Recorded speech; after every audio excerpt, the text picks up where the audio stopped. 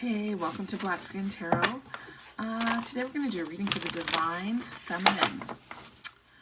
What does the Divine Feminine need to know? What is the current energy? Oops. What is the current energy around the Divine Feminine? I'm going to take two cards, and then I'm just going to break it out. Maybe even three. I might even be doing three cards. We'll see. Three piles. Okay, so I need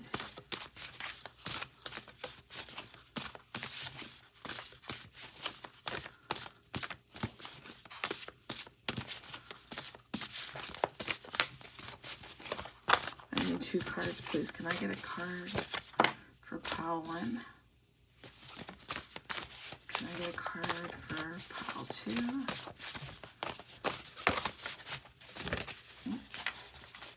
Okay. I'm going to pull a third card just in case I have the energy to do a third. There we go. Three. Okay. So, pile one is Marion Anderson. None of us is responsible for the complexion of his skin. The fact of nature offers no clue to the character or the quality of the person underneath. Yeah, that's true. So Marion Anderson, according to this card, she was a singer. Ooh, the next card is Nina Simone. I know it. I am a real rebel with a cause. And she was a singer and a songwriter. And then this last one is Ava Duvernay. Figure out what you need to do to be the heroine of your own story. She's a film and TV writer and director. Oh, okay.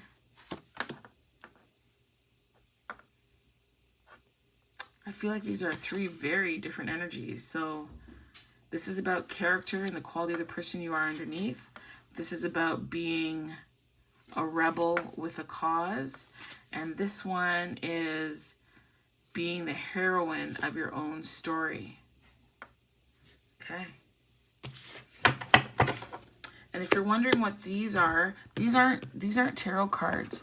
This is just a deck of postcards that I got off of Amazon. So, there you go.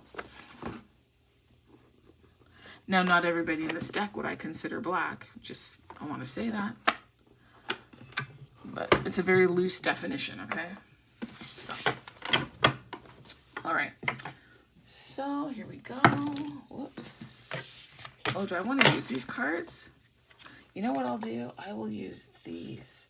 So, this is a deck that I highlighted the other day. I just got it. I'm still learning it because this deck is beautiful. Am I upside down? Yes, I'm upside down. It's a beautiful deck. The meanings are different, though, in some respects. So if I feel drawn to it, I will, listen, I will be referring to the text because I don't want you to miss anything. There could be a nugget in here that just shifts everything for you. And I will not get allow ego or pride or wanting to look a certain way on YouTube prevent me from delivering the message that's supposed to come through to you. And if it means I gotta check the text, I'm checking the text, okay? So let's pull cards. So this is gonna be I think all the pre-shuffle. So you might want to skip this part, I don't know. Some people like to see that the cards are actually pulled and you're not on the other side of the screen faking the funk. I don't do that, I won't do that. Come on. Okay, all right. So, Marion Anderson. So, can we pull cards that speak to the energy of someone who's embodying Marion Anderson? One more card, please. Okay. Can we pull cards for the person embodying the energy of Nina Simone?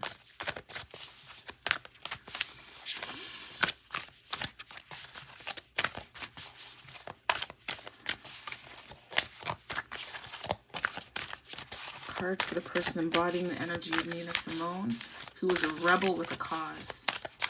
Can I have cards that support that rebel with a cause energy of Nina? Okay, Nina Simone, great. And can I please have 2 cards that represent the energy of the person embodying Ava, is it Duvernay? Ava Duvernay. About being the heroine in your own story. Can I have cards for the individual who is embodying that energy? Too many. Okay. Cards for the person embodying the energy. These 2. Great. Okay. I'm going to go here. I'm going to do this. I'm going to pull this out. The Sibyllus Oraculum. It's the Oracle of the Black Doves of Africa. Now, with these cards, they are in 4... Oh, wow. Should I do that? Holy moly. This is going to be a huge reading if I do that. I'm hearing do it. Oh, okay. So these cards are color-coded, right? And they each represent... Oh, man. Okay, I'm going to do it.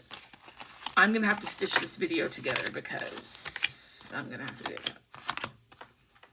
And this is more brown. Yeah, that doesn't belong there. Yeah, I'm going to stop talking. I'm going to have to stitch this video together because now I'm sorting cards and I'm going in a direction that I personally didn't plan on or think of doing. But I know the importance of being obedient because I just finished saying to you that I want to make sure that I'm doing things as I'm meant to do them. So we're going to do it. We're going all in on this one. Where does that go? All right, so I'm just going to stop talking because I'm going to cut this part out.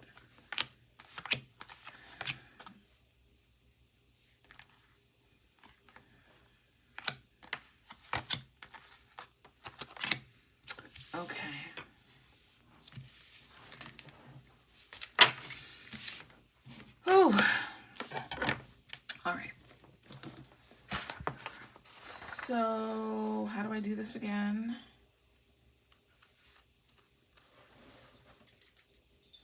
Okay, black, then copper, then blue, then red. Okay.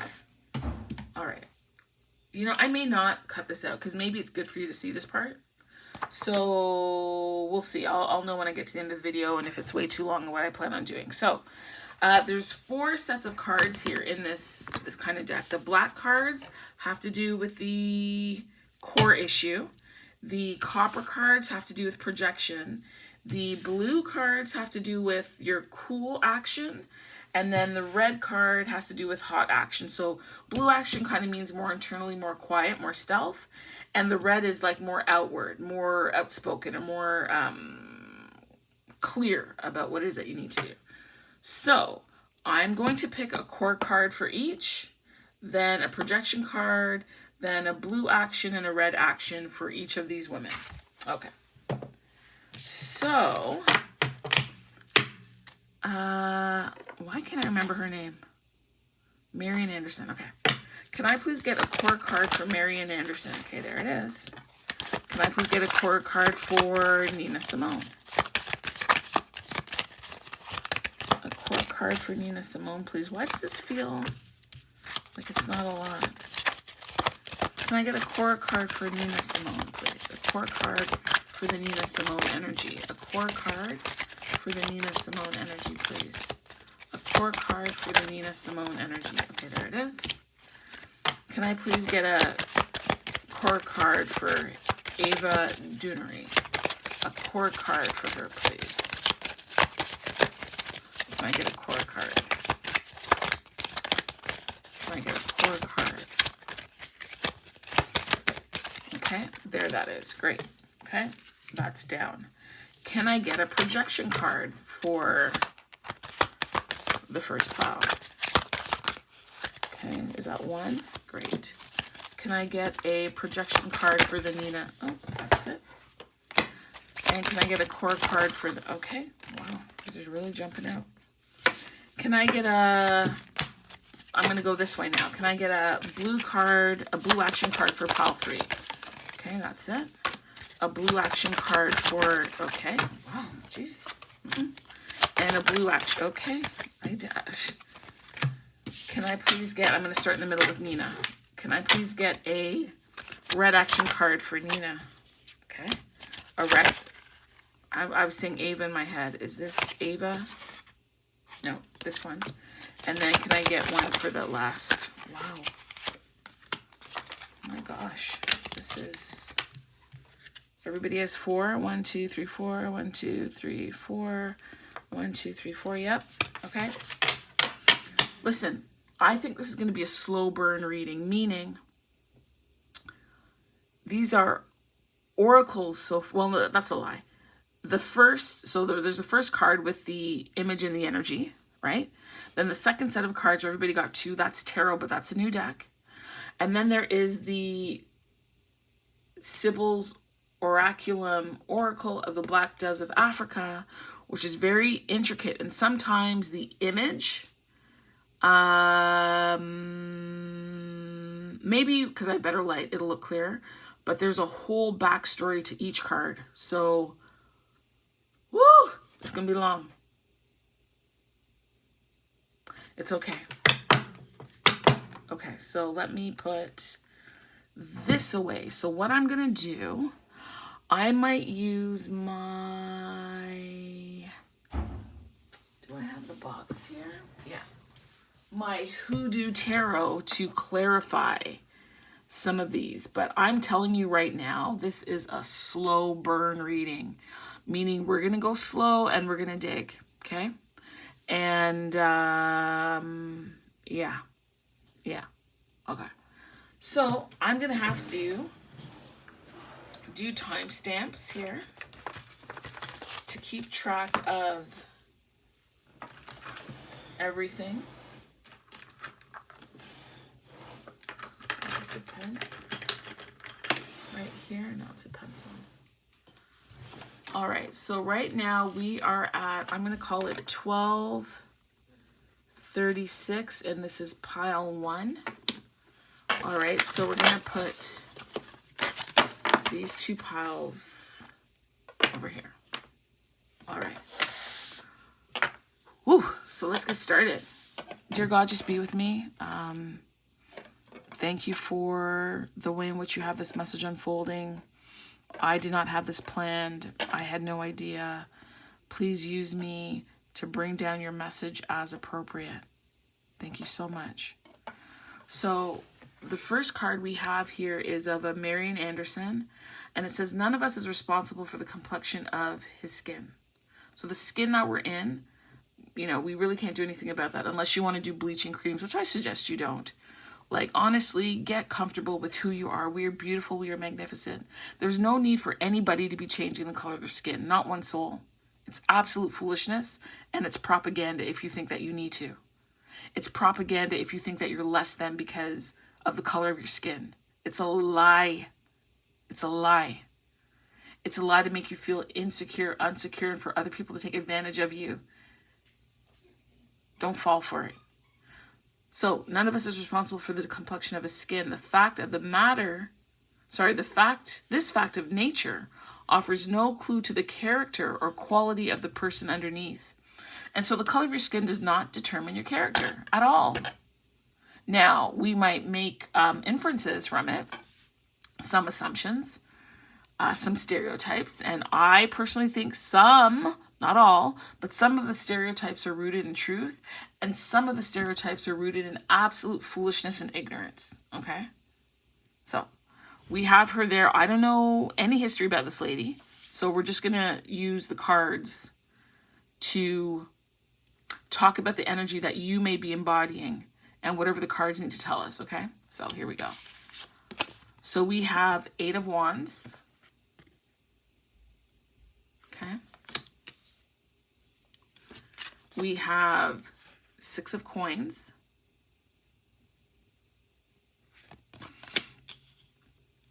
And then the core issue, you know what, maybe I won't pull that out yet. Maybe I'm not going to pull that out yet. I'm not going to pull that out yet. I'm not going to pull that out yet. No, I'm not. Okay, let's talk about this. Let's start here.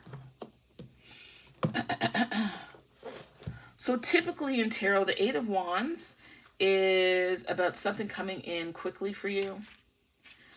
There's movement. It could be that you were aligned. You could see that these stripes, when I see these stripes, they remind me of, you know, that Beatles album cover where they're all walking across the street. It reminds me of that, but there's movement. I feel like there's grace. There's a lightness here. There's speed. There's forward movement taking place. It's also an issue of timing. You know, when you're crossing the street, you have to cross when it's safe. You know, we don't always cross when we have the light. Sometimes we can cross prematurely, but there is a divine timing at play here. Maybe if I bring this like this, if that's better. Because I'm trying to get you close to the cards and also remove some of the glare that might be impeding. So I hope that's working for you. Okay. And this could also be about travel. You could be on a quest because she is touching the ground, but also reaching towards the heavens. There's a sense of upward mobility. There's a sense of pack light. I have a reading that I did. My gosh, it must be maybe almost 2 years ago. And I think it's called, you know, Divine Feminine, something about packing light or bag lady. Go and check that out. That video had over, I think, like 5,000 views. You know what I'll do? I'll link it. I'll link it in the description here for you to check that out. But this reminds me of packing light. Also, it's about letting things go. Like if you have any burdens, because 1, 2, 3, 4, 5, 6, 7. She's 9 balloons there. How many of you that are watching, because it just hit me, 99 sis Luftballon. Do you remember that song? For some reason that came to mind, because there's 9 of them. There's 8 stripes here, which are supposed to be the wands. Ooh, that's also your path. That's also direction.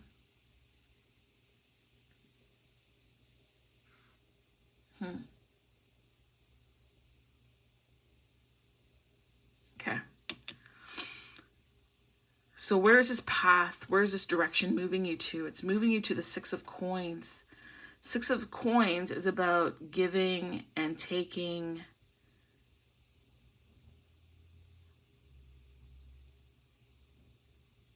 And so what's happening here with these 6 of Coins? She is, hold on, she's getting her hair done. Oh, she's getting her braided. You could see it. And it looks like they're putting those shells in her hair. I can't remember the name that they give the shells in the book, but I'll refer to the book in a moment. They are braiding her hair. Oh, it's a transference. Wow. There's a transfer that's taking place. And that's what the 6 of Coins is. It's a transfer, right? In traditional tarot, you'll see a man with, you know, scales of justice in one hand, but he's giving money. So one person he's giving money to, the other is waiting. Like they each have a role. Well, let me think about this for a second. Because the girl in the chair is the one who is waiting. Right? I heard in my head to say beggars, only because it will cast the image as opposed to me finding 7,000 words to say what I really want to say. But do I have a traditional tarot deck here with me so I can show? Yeah, I do. Whoops. I do. Hold on, because I want you to see what I'm saying. Let's see where we're going to find it here in this pile. Why is this turned over like that? I'm looking for the 6. Oh, it's upside down. Here. You know what? Did you hear what I said? I said I'm going to find it in this pile. I split the pile in half and something told me. I love that. Okay. So this is the traditional card of the 6 of Pentacles. They would call this Thank God. I was going to say they would call this the Rider-Waite deck. And it really should be the Pamela Smith deck, right? Because she's the one that did this art. The person that did this art would be considered to be a black woman. And look, just honestly, look at how, listen, we are so, I have to say it, we are so fucking influential that sometimes it goes overlooked. And a lot of the decks say Rider-Waite Smith, okay? Now, he can have his...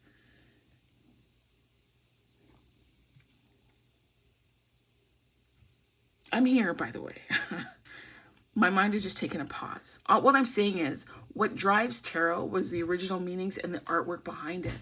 So if you look over here, just look over here, if I could show you. Like, look there, okay? That is nothing my repertoire of decks.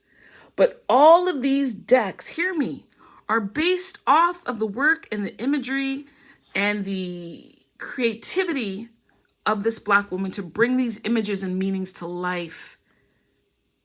And I don't believe she's gotten her due. And it happens all the effing time. All the time. And I'm tired of it personally. Now, we have those cards there. I'm talking to you about the Six of Coins, and I bring up the traditional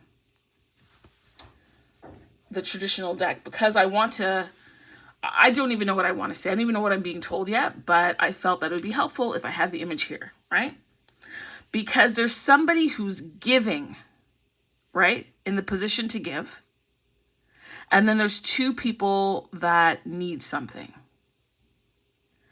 And then there's one person who has something in their hands, so to speak, right? Wow, this is deep. This guy with the scale is measuring out what's applicable. This guy with the hair, to me, he's parting the hair, okay? When we go to get our hair done, I don't know who's watching. So if you're like me, you already know the story. I don't have to explain nothing to you. If you're not like us and you don't understand, when we go to the hairdresser, sometimes we have to have our hair prepped and ready. Other times they will do it. But oftentimes, even if you go to somebody's house, because I personally can't stand going into salons, it annoys me. For me, right? I know there's a big cultural thing behind it. We sit, we talk, we chat, we laugh, we this, we that. And I remember doing that as a kid. And what was it? Was it every other week or every week we'd be at the salon and we would be there from early o'clock in the morning and we wouldn't leave till late in the afternoon. And I hated spending my Saturday there. In the beginning, it was like, wow, this is fun. And then after, no, it wasn't fun anymore. Nonetheless, and I am playing with these cards. I'm really not shuffling these cards. It's just that when I have a deck in my hand, I play with them. So unless I feel profoundly moved that I need to say something, from this deck, I'm just playing while I chat. And so, anyway, there's a process of measuring out. So to me, this man here, I'm going to say it's a man. This man here is measuring out the amount of hair that needs to go into each braid. You understand? He's measuring out the amount of hair that has to go into each braid. I don't know what this is that they're holding. I don't know if it's oil or spray or their toolkit. But to me, with the comb, the fine tail rat comb, they are measuring out the amount of hair that needs to go into each braid. Not only that, as I look at this, perhaps this container has the shells. Do you understand what I'm saying? Like maybe that's what's in there, but it looks to me like it's some kind of flask or something. If you know what it is, and I'll check the book, but if you think you know what it is, then feel free to say so. I could be wrong. This could be a woman. And it's not to say that men don't do hair, because they do. Come here, babe. What do you think this is that he's holding? Or she?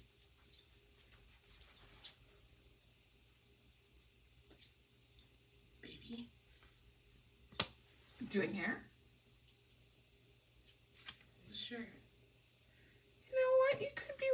right. And because, listen, I have my glasses on, I still can't see. And their hair is cornrowed already. Yeah. Listen, if that, let me, hold on, before I make a comment, let me just check something. So I am recording, just so that you guys know, but everything okay? I'm almost done. You're almost done? Oh, that is beautiful! It's a baby. Woo! This is so lovely, and this is why I have to return to the deck, right? Especially this one, because the meaning, oh my God, it's gorgeous. Okay, yeah. The baby? It's I didn't even get there. It's a husband and wife that are taking time to do their child's hair together. They are putting shells in her hair. It's a lot of time. A lot is given to the act of styling hair. It is a legacy that continues as a humble labor of love. The giving of the cowrie shells symbolizes the parents passing along wealth in its many forms. The parents understand that all they offer ultimately increases their plate as well. The child is both being taught and seeing modeled the importance of community and helping one another. That is beautiful. So I don't know if that's a baby in his arms. Let me see if it says anything. The roots of welcoming others, offering food, collaborating around resources provide the energy behind the Six of Coins. This does not mean to give and take ignorantly as a colonizer. Woo! You said it. But to give and take sustainably and equitably. We do not all have equal or equitable resources or privileges. Honor giving when you can. Increase opportunities for others as they build themselves, and be open to receiving when others want to help you to build. That's so beautiful. So in the yang energy, which is the positive energy, it's about financial generosity and fairness, sharing all forms of wealth with the community, bountiful sharing in abundance and without hesitation. And in the yin, it is disinheritance, strings attached, not set up for success. This is beautiful. This is beautiful to me. It says, remember the law of giving and receiving. When you have plenty to share with others. Yeah. So there's like a transference of wealth that is occurring here, right? The difference here, though, right, in the traditional Rider-Waite is that this is being measured. What I was going to say before I even read that, like there was a parting of the hair here. There's cooperation. That this girl here would be kind of like sitting and waiting, if you will, because this individual, the father, is apportioning the hair, and the mother is receiving the portion of hair that she is to work on. As a matter of fact, that's a lie. I said it incorrectly. It's the other way around. The mother is braiding the hair, so she is in this position. The father is receiving the hair once it's braided and putting the shells on, the cowrie shells. I think there's a meaning for cowrie shells. I will look that up. And then she is the one sitting there waiting while they do her hair.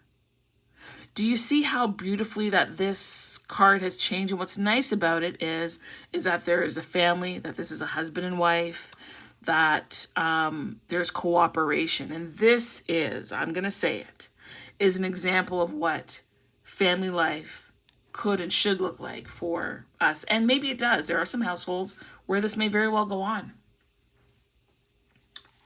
Honestly. Like, I know that there's a lot of stuff going on in the internet and I don't know, whatever you call it. I think it's like, I don't know if it's just red pill or black red pill or manosphere or black manosphere. And maybe they have some valid talking points. But to me, what I've heard sounds like a lot of bullshit. And a lot of blaming and a lot of not taking responsibility and a willingness to be obtuse and not see the way and the manner in which they contribute, the effect of their choices, the result of what they're doing. My daughter said that she thought that this might be a baby in his arms, which is interesting. You know how like you have the baby wrapped around you? I'm not sure if that's what it is, but oops, sorry. This here looks like a little foot. And we know that we come out in all sorts of shades, right? But I just love that this is a husband and wife taking care of their child together, investing, right? And so this leads to this saying here is that none of us is responsible for the complexion of our skin. But the fact is that nature offers no clue as to the character or the quality of the person underneath. And that's important because we can't brush everybody with the same, or stroke everybody with the same brush, color everyone with the same brush, because all kinfolk is not skinfolk. And that goes for no matter what your race is. That's a fact. Just because you look like me doesn't mean you think like me, doesn't mean that you believe like me, doesn't mean that you honor the same things that I honor, doesn't mean that we can coalesce and be one. Not at all. I'm going to learn about you based on your actions, and that's how I will know who you are. It's your character. It's the way that you show up in the world, how you express yourself. Do your actions and your words align? Are you authentic? Are you true? Are you real? Or are you dishonest? Are you putting on a show? But this giving and this sharing, the giving and sharing of yourself, without strings attached. They're operating from a belief that they're investing in something that is important to them, which is their child.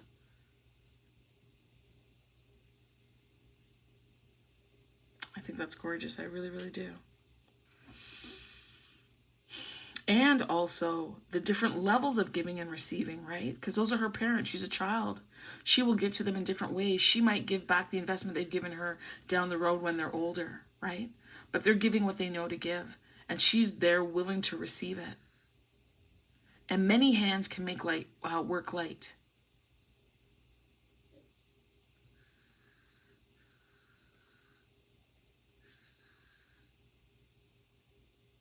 Wow, that's gorgeous.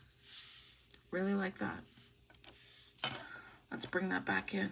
Okay, and I'm actually going to take that card and just put it there. But I wanted to show you it so you could see how I was connecting the cards, okay?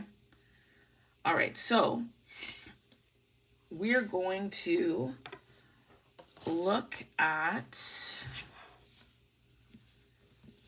the core issue card. So if you're embodying this, it says limitation, right? So sometimes people are not generous because there's limitations of their mind. They might be physically, financially, emotionally limited, stunted, right? There's a picture here of this dog, and this dog is on a chain, and they are prevented from going further. Oh. They're prevented from going further. There's a limit to how far they can go. You know, there was this experiment, Pavlov's dogs, you know, and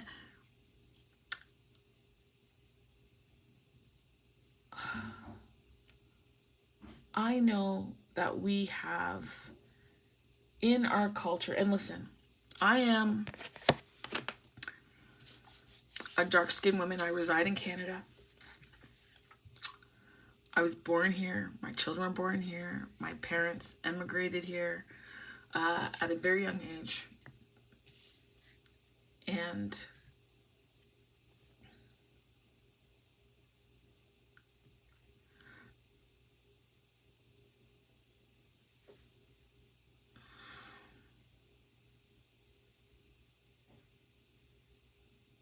I'm still here, by the way.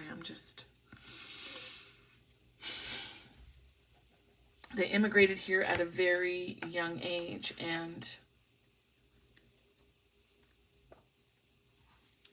what I want to say is we have been taught or told that our skin comes with limitations. Now, there's a number of ways we can look at that. We could believe it. I was told as a kid that I have two things against me. I'm female, I'm dark-skinned, and life is going to be tough. And even when I was a kid and I heard that, I thought that's bullshit. Meaning, I could buy into the stuff, and I know certain things happen, but I don't have to...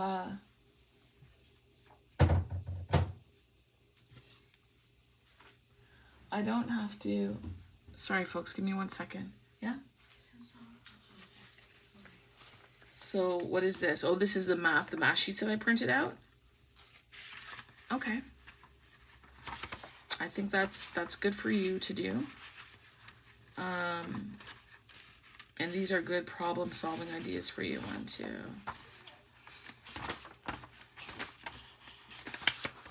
Okay, well, let's start with the 5 that I checked off for you, okay? Let's start with those pages and then come back and see me. Did you eat yet? You should go eat yet. And then when I'm done with this, I'll come and season up the salmon and everything.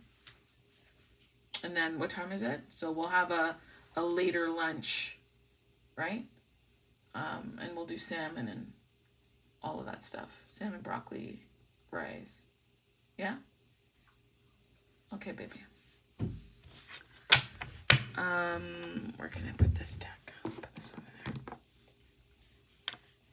Actually, no, I don't want this deck in the shot. Sorry.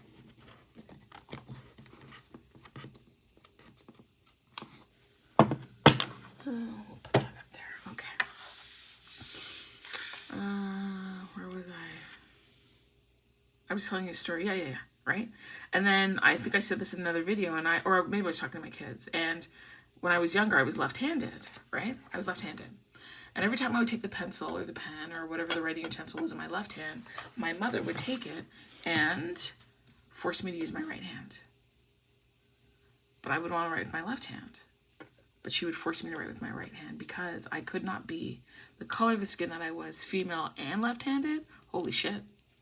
That was a negative trifecta right there, right? And I'm saying sometimes our parents mean us well, but we come with some limitations. I think one of the things about being in this skin, it's an honor. I want to say that right now. And does it come with some of its trials and tribulations? Sure it does. Does it come with some misconceived perceptions? Absolutely. Does it come with some truths? Yes, it does. But I also believe that we are the seeds of our ancestors, right? And that our skin is actually power. It's just a matter of perception and how you see things, right? You can feed into some of the negative stereotypes that the world has to say about us or our community has to say about us, because it says here, it's not your skin. It's the character, the quality of the person underneath this. So who are you underneath this? Right? Also, the 6 of Coins card speaks to me about knowing who to give to. You can't be given all over the place. Sometimes you need to have limits, right? This also, when it talks about who you are underneath your character and the quality of who you are. You can be one thing here on earth, but you can stretch and grow to become something else. You're allowed to have aspirations and goals, right? So let's look at what the book has to say about limitations here. Woo! It says here that limitation is the prerequisite to infinity.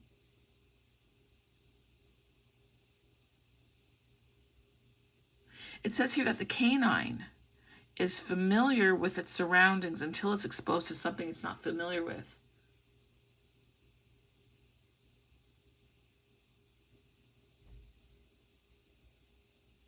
I'm just reviewing here what it says because look, here's the book, right? It's got all of this about this one card. So I just want to pull out what is necessary here for the energy.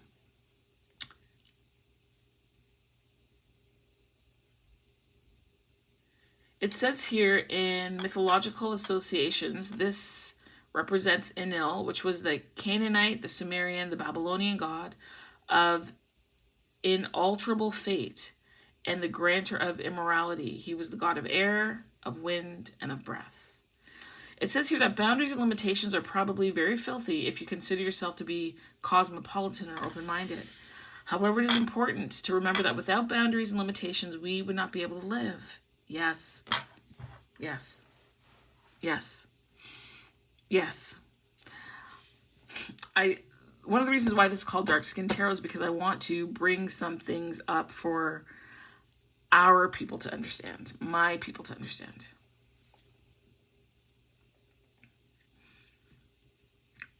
And I almost want to say more so the men than the women, like to understand that there's nothing wrong with having some limitation, right? The road is wide to destruction. It's wide. So just because you can do a thing doesn't mean you should do it. It says here that if your kidneys decided to function like a liver, or bees suddenly didn't want nectar, or trees didn't feel like giving oxygen anymore, there'd be a problem. There's a limit to the things that we can do. There's a limit for a reason, because all of these things are interconnected. So if one thing starts malfunctioning, not doing its part, its portion, things fall down. When one portion stops doing what it's supposed to, things fall down. Right? It's not going to run as smoothly as it can. There's a path, there's a process, there's a meaning behind things.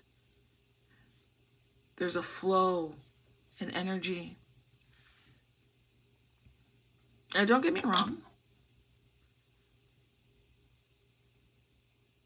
There's a lot of households that might not have the two parents, and sometimes, in all honesty, people don't want to talk about this, but sometimes the quality of one of the parents is not good to be around the children, and therefore they must be gone. I know that we like to say it's best to have two-parent households. Sure, as long as the people are healthy.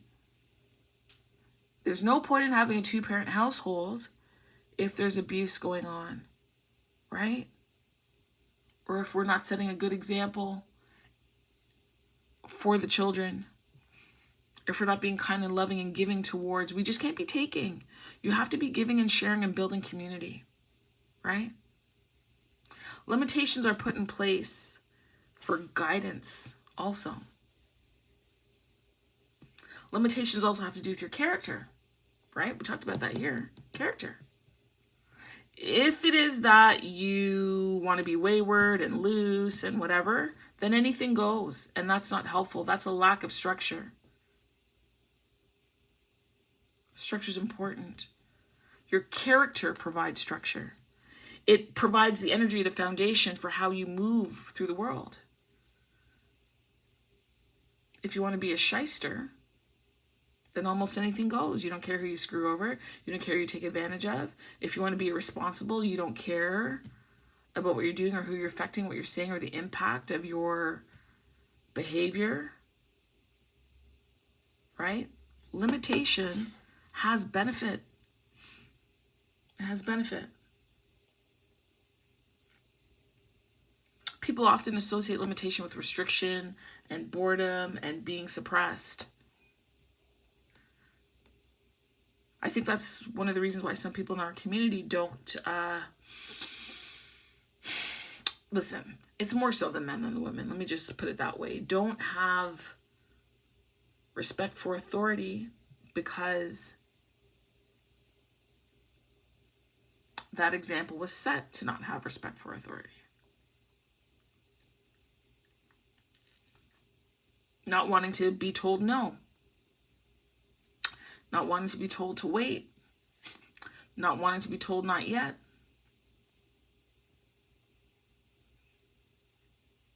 Limitations also comes with what is that phrase? Delayed gratification. Learning, knowing how to wait. Not just to wait, but how to wait. You wait gratefully. You wait productively. You wait educating yourself. You wait learning. You wait being a positive impact. You don't wait and cause distress and problems. That don't make no sense.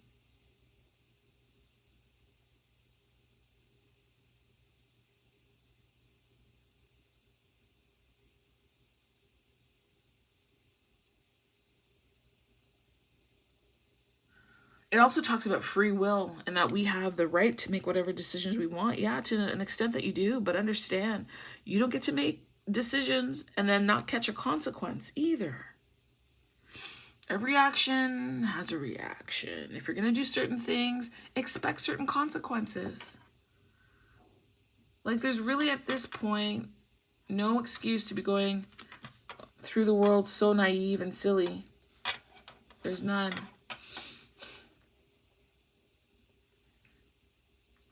It says here that when this card shows up, that you should ask yourself a few questions. Are you dodging responsibility? Are you, oh my gosh, I just now turned the page. Are you rebelling against authority? Do you fail to see why limiting circumstances have occurred based on the choices you've made in the past? Is your definition of freedom unrealistic or immature? The other day I heard somebody talking about how, listen, I don't know. I am not a gatherer or a hunter. So I wasn't there during those times.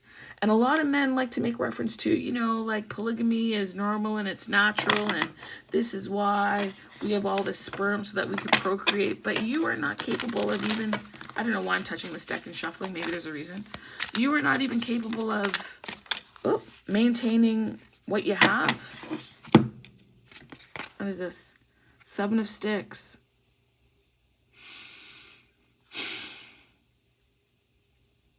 This is a defense. This is protection. Limitations offer protection. They do. They keep certain things from getting in. Because sometimes when we let the wrong thing in, it could take us off path. Yeah? Takes us off path. The other question here, is it time to restructure your life according to what you know you want to achieve? Have things gotten out of control because you've been lax in setting boundaries, you're too laid back, or you've passed the buck too often? Are your priorities or goals in life supported by people who you're around, or are they negated by the people that you're around? What would happen if you pulled back from some of the things that you're doing that don't benefit you, or the people that don't benefit you?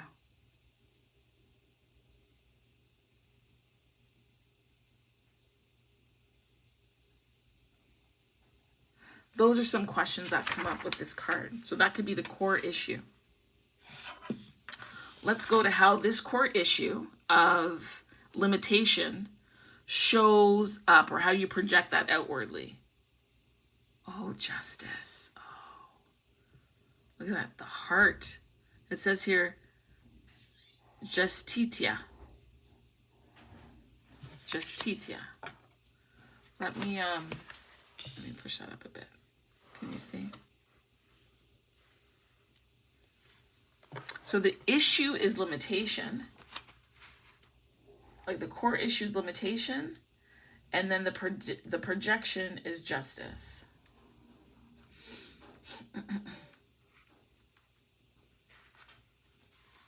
Wow. Court is in the heart, is what that says.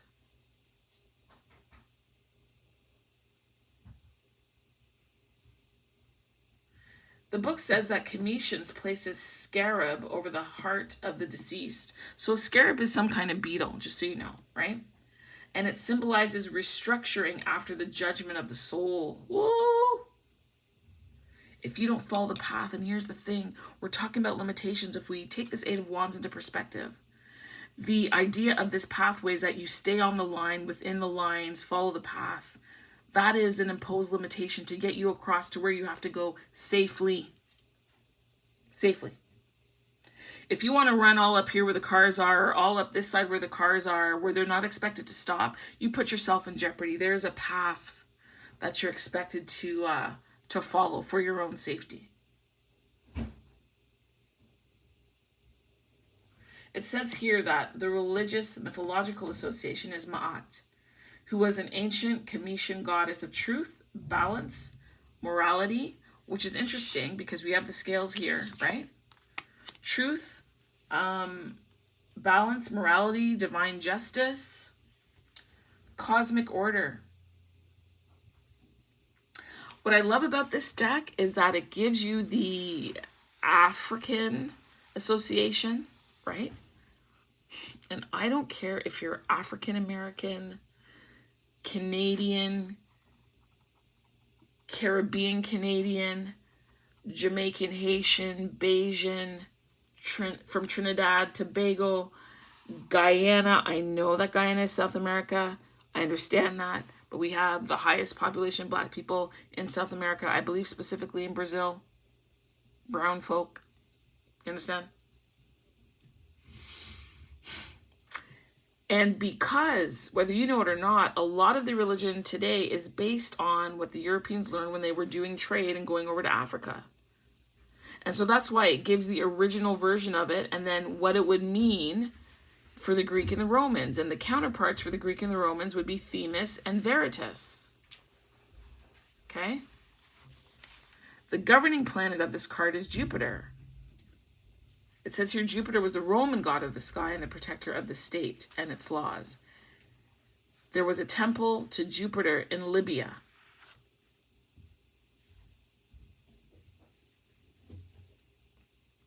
It talks here about feeling a sense of betrayal because of circumstances and being disillusioned or disappointed and thinking that life isn't fair.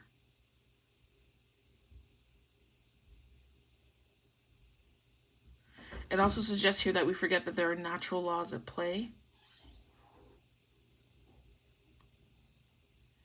And there's a divine order to things, but somehow we tend to forget that. And so opportunities are missed, and we tend to blame others for bad luck or all that other kind of stuff.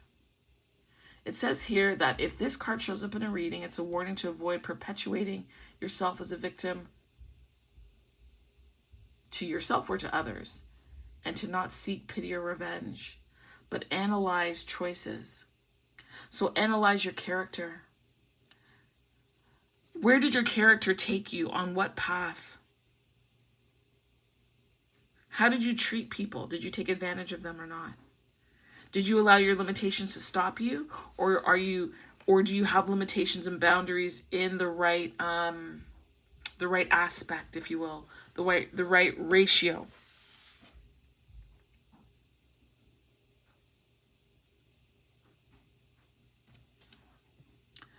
Did you perhaps deal with someone where you thought they were similar to you while your instinct, your intuition was telling you something different, and you failed to heed it? Did you do that? It's saying here that your cool action is measurement. And so I feel that is that you need to take a measured response to things. I think you need to look at what is appropriate or not appropriate, be it in word, thought, and deed, when responding to a situation. I think you need to also keep in mind your character and to move so that you are true to yourself.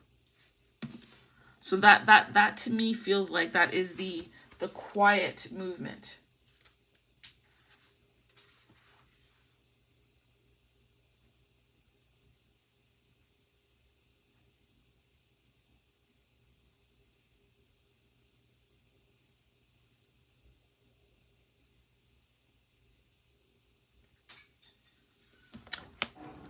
Then you've got this card. So this is,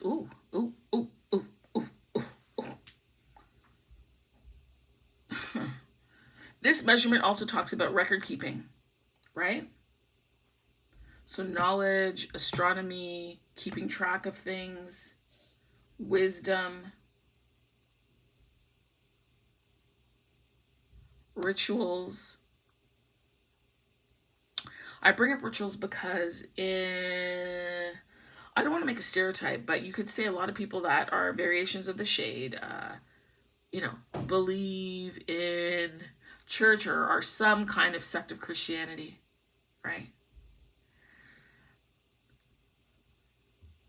But in being pulled into Western Christianity, we have been forced to give up some of the cultural beliefs or the way in which we... Do you need something? Did you do everything on the checklist? Yes. I really need to study now. Can I see the checklist so I know what I asked you to do? Funny. She would... it's not funny. My daughter came in on record keeping, asking if she can get her phone back. And this morning, what I did was I wrote them each a note of what they cannot do, meaning no tech, no phone, no music, none of that. But that they have to do certain chores and get certain things done because I don't want to keep repeating myself. And dot, dot, dot. Okay. Okay. But do you understand this part? Do you understand why? Yeah. Okay, I'm glad that you do. So I'm not going to let you all read it, but I gave her this. And so for her to come in on measurement and record keeping, it's a reinforcement of what I just said. I love that. All right, so just slide your hand there. I love you. So, what happened to your... No, it's paint. What paint? I had to make a box for religion. Oh my gosh, you need to... I had to wait for it to dry so I could peel it off. Okay. But keep that, because that's going to be an almost every weekend kind of thing. I don't want to keep rewriting it, but listen, thank you for getting it done. I appreciate that. Your room is tidy? What I'm going to have is the big comforter. Sage. Because it has to wash? No, I just don't have a place to put it. I don't want it on my bed. So what's on your bed? What's your bedding? Why is it washing? No, there's just no bedding. Sage. I'm closing my door. Okay, I'll talk to you later about that. Like, you can't leave the mattress exposed like that. Anyway, it's okay. Sorry. So for her to come in when I'm talking about measurement and this is what I've done, but I want to talk to you about the rituals. There's things that we have and know in our DNA. And I would say perhaps back home, like the same way that your grandmother knows certain things or the woman in your family knows certain things, we have been forced to dumb down our knowledge, our inner knowing, our intuition. And I'm just suggesting for those of you that might have a problem with this, this is part of that. This is modernized, right? Using cards and pretty images and new decks being done all the time. But there's something that is intrinsic within us that we are to cultivate our own relationship with God. It is not to be dictated and demanded by other people or institutions. I'm not going to tell you who or what to believe. Whoever is watching this, believe what you believe, but cultivate a true and honest relationship with God. And if your faith, your belief system has certain books, i.e. if you're a Christian, you read the Bible, I still like the Bible, I do. But I don't believe all of the way it's been presented to us. I'm not taking anything away from the Bible, but I do understand that there was a slave Bible. I do understand that the Word of God has been utilized against us. I do understand that certain people use the Bible to make it seem like we are still 3/4 of a human, and that's absolute nonsense. That we are meant to be the slaves, that we are from whatever tribe, and we are a cursed people. The fuck we are.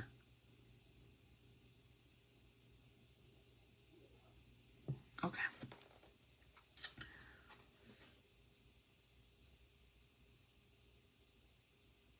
So it talks here about measuring and just keeping a record. It's interesting to me that we have limitation, we have justice, we have measurement, and now abandonment shows up. That's something else.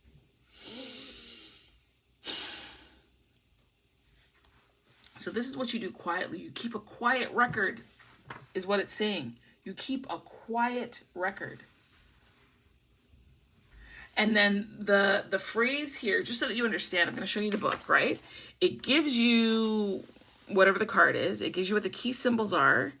It gives you a religious meaning and then the divinatory meaning. So it says here, let it go, say goodbye, it's not worth your energy. It also says gnawing on the rind will not make the fruit return. Like when something is empty and done and gone and of no further use, no value, whatever, you are to let it go. You are to let it go.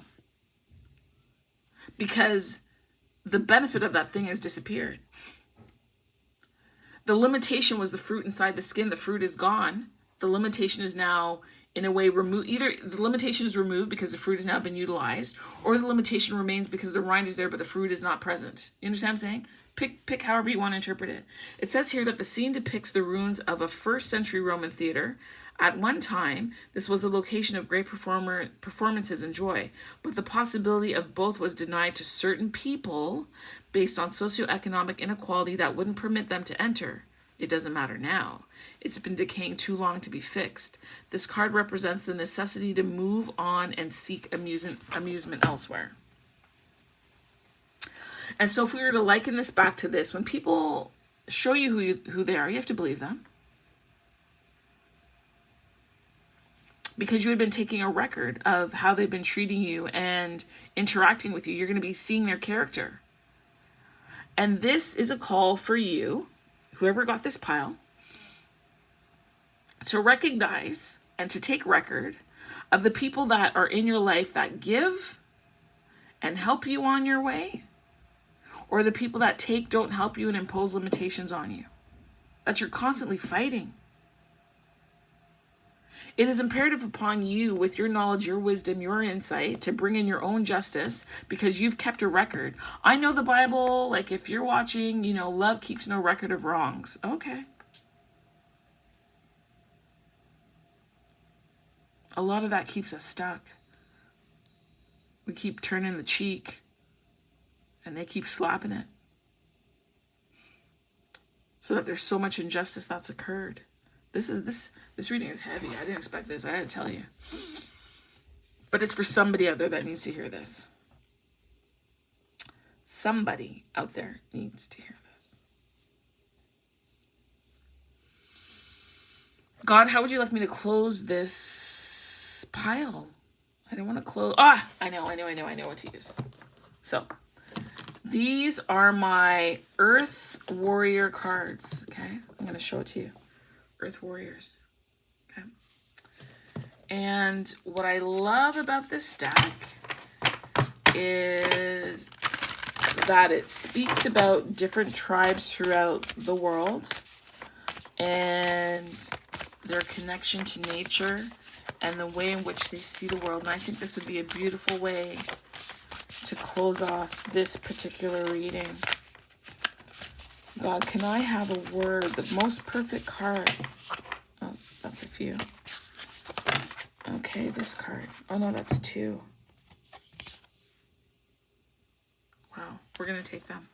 So the first card is Amuata, the Sage of Higher Knowledge. And the second card is, I think that's Kente, which is a sweet paradox of empowering grace. So we are going to take both of those. Okay, so let us zoom in. I'm hungry. Okay, let us get the text. And we're at number 12. And I'm only going to read the highlights, okay? Because we're already at 1 hour and 3 minutes and I'm still on pile 1. Like I knew it would be a deep dive. All right, slow burn. So it says here, seek what feels true, even beyond the logical. If something doesn't feel right, challenge it and dig deeper. Educate and inform yourself on matters of importance to you. Trust that your mind is strong and bright enough to do this. Embrace your self-esteem by searching for information and trusting your intuition to help you discern what is useful and true. Have faith in your mental abilities. If others have criticized you or made you feel inadequate in understanding, cast that off as belonging to the past and not relevant to you now. Again, we talked about justice, we talked about measuring, we talked about abandoning. You'll become immune to manipulation by others who may be convincing but not necessarily accurate or helpful. Trust the power of your mind to receive and recognize the answers you need, and you will find your way.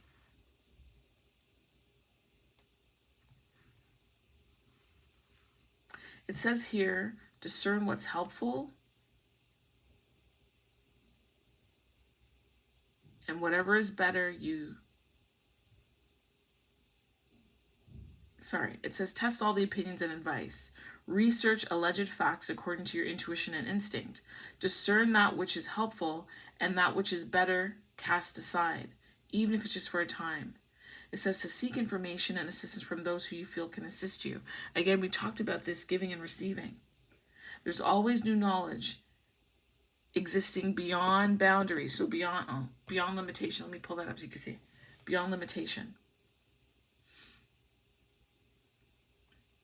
We need to be open and willing to receive it with patience, discernment, and trust in the greater guiding power. And I already talked to you about that spiritual, utilizing and seeing these balloons as connection to the spiritual.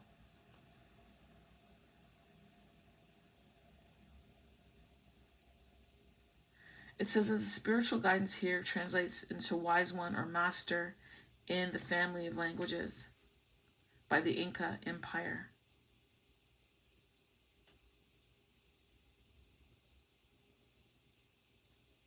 It says that intuition and instincts are forms of spiritual intelligence.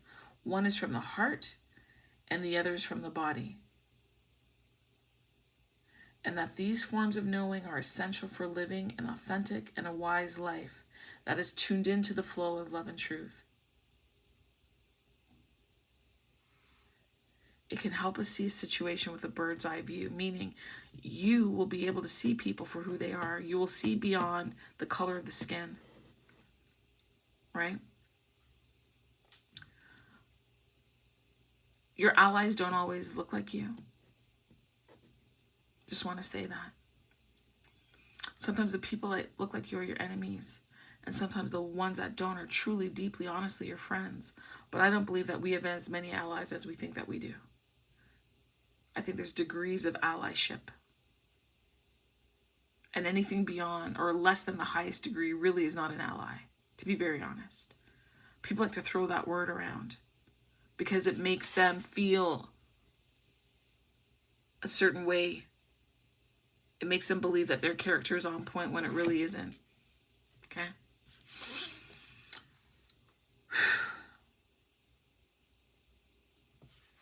Okay. I'm just skimming the book right now.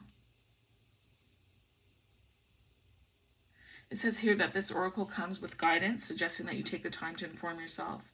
If there's a decision that you need to make, you trust your instincts above and beyond other people's logic.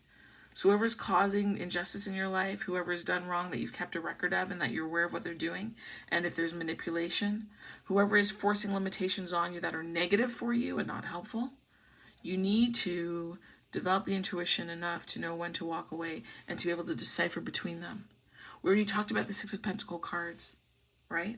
And there's two versions of it, really. There is this version where there's a family, like-minded individuals working together, no strings attached. And then there's people where there's a string attached because they want something from you in the end. You need to know which situation benefits you and who you need to align with and whose character matches you. And if you are surrounded by people whose character is not in line with where you want to go spiritually and they're not taking you down the right path, right?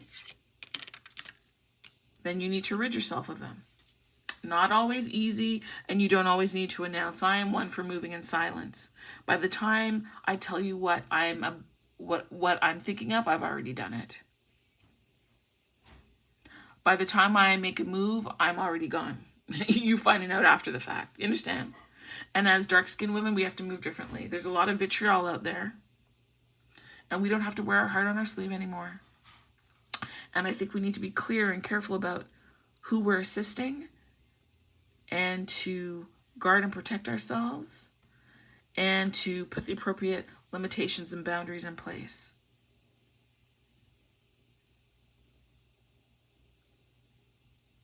And like it or not, there would have been some people who have abandoned us. It's not just us abandoning people and knowing when. You got to know when to hold them, fold them, walk away, and run. Some people have abandoned us for not good reasons, but again, look at that as a sense, it's spiritual protection, if you will. Something is telling me to look up the Seven of Sticks card, not sure why. I'm cold all of a sudden. What is that? I am cold. Where's that book? Sorry, I don't know where the book is for this deck. Hold on. I am cold all of a sudden. Wow. What does that mean? Let me put heater on. What does that mean that I got that chill?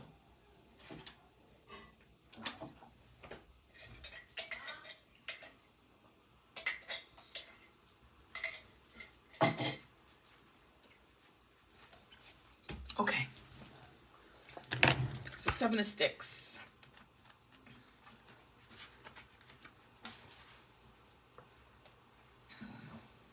Yeah, see? This 7 of Sticks, because I use it to clarify the limitation. 7 of Sticks says that this is the legend of Uncle Monday. Can you see that? The legend of Uncle Monday. And he was a witch doctor from Africa who was enslaved in South Carolina. He managed to escape and sought refuge among the Seminole. Uncle Monday promised himself that he would never let whites capture him again. So he asked the Seminole medicine man to turn him into an alligator so as to always be able to defend himself. He is said to still roam the swamps in either his alligator or human form, blessing or cursing anyone who crosses the path. And so when I think about this blessing and cursing, there's blessing and cursing in who we associate ourselves with, in how we give or how we receive, whether we do it with a grateful heart or a stingy heart. There's blessing and cursing in the type of limitations or boundaries that we put around ourselves. Right? It says the meaning here is positive. It's about standing your ground, strength in adversity, defending your beliefs, the final showdown, a fair competition, protests, resisting authority, protecting what's rightfully yours, and the ability to summon inner strength.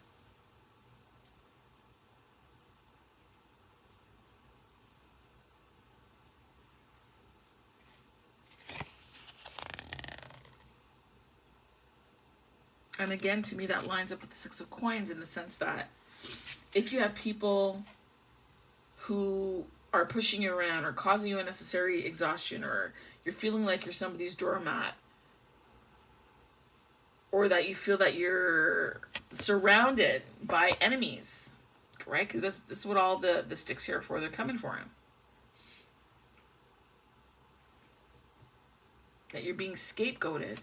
You have the right to abandon them. You don't have to put up with that. You don't have to continue on with it.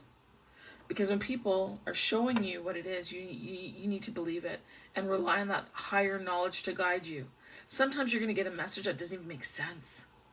You don't even know why you're doing what you're doing. You don't know why you're being guided the way you're being guided, but you're just following your doing. You're falling in line. You have to learn to work on trusting yourself and taking that inner guidance. As a matter of fact, I'm looking at this card and I'm seeing here the moon cycles, the cycles of the moon. Listen, for whatever reason, I have recently really deeply fallen in love with the moon for the past year. Really getting to learn it, know it, understand it, and living my life and making certain decisions and based on the moon cycle. All things speak to us. They all speak to us, right? The parting of the Red Sea, the plagues, the moon, the guiding star, animals. It's all there. You just have to tune on, open your crown, be silent, meditate, ask for guidance, and to be shown.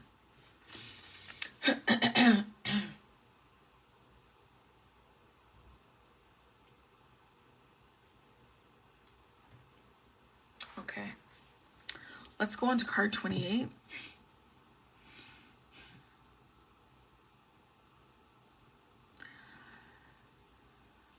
This card is 12.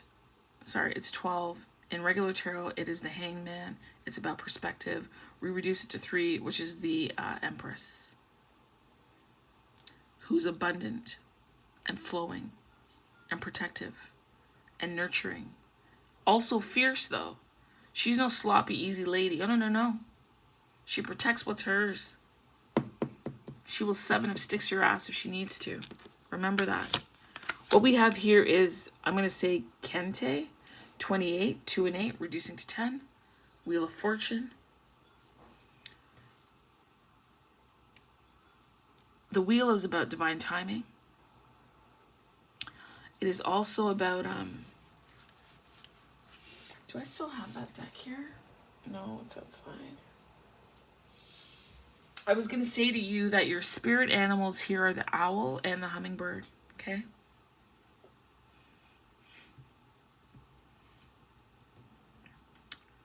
The hummingbird flaps its wings the fastest, plus it's able, for whatever reason, to adjust its ability to acclimatize to different levels of oxygen based on, you know, how high it is. It's able to do that. Slow and speed up its heartbeat as necessary.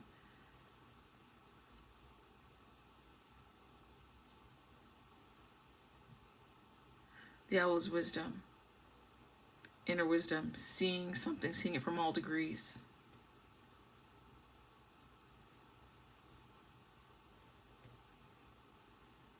Let's read 28. Okay. 28 is, it's going to tell me how to pronounce it because I don't want to mess it up. Kente. So it says, when the mind says no, but the heart leaps with joy, we are ripe for a transmission of empowering grace. The sweet paradox is that the more impossible the situation appears to be, the more we are supported through grace and our divine success manifests, swift and complete. Let the faith of the heart overcome doubt. Allow your mind to be filled with wonder at the unlimited power of the divine, and you shall bear witness to sacred manifestation. There's a divine promise and plan for you. If a miracle is required for success, then one will be given.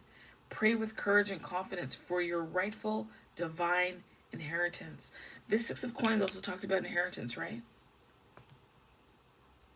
And allow your bold heart and loving soul to believe in your beautiful, hope-filled destiny. Kente is the Quechua word for hummingbird, which is known as the sky jewel in the Andes. It's supposed to hold a spiritual medicine of grace and the ability to conquer any obstacle through the power of your heart. And it can be challenging to the mind. It says that we don't understand how much we've been conditioned subconsciously, that progress in our lives has to be difficult, that we need to struggle. And that's, again, that limitation that we're told. I remember I told you, black female left-handed, that was a no. The divine wants us to participate in the realization of our destiny. And it says here that if we do not abandon our arrogance and learn how to surrender spiritually, we will never fulfill our potential. So this abandonment isn't just of other people in our lives that might not be ideal, we'll just say it that way. But it also might be that you might have some tendencies internal, some limiting beliefs, right? Some conflict within. That you need to then turn on your owl energy and look at the situation 360, 180, 90, whatever degrees you need to, and work on releasing some of the stories, because the stories or the patterns that you have impede your character. Your character is being impeded.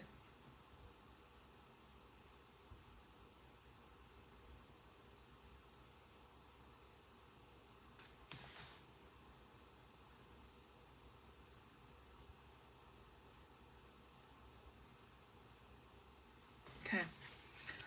There's a prayer here for healing. I'm going to read it to you. It says that I call upon the sacred testimony of all perfected ones who have laid down their blood for the very purpose for which I have been born. I bear witness to their sacred testimony of love in the spiritual realms as I call out for the cleansing of my bloodline.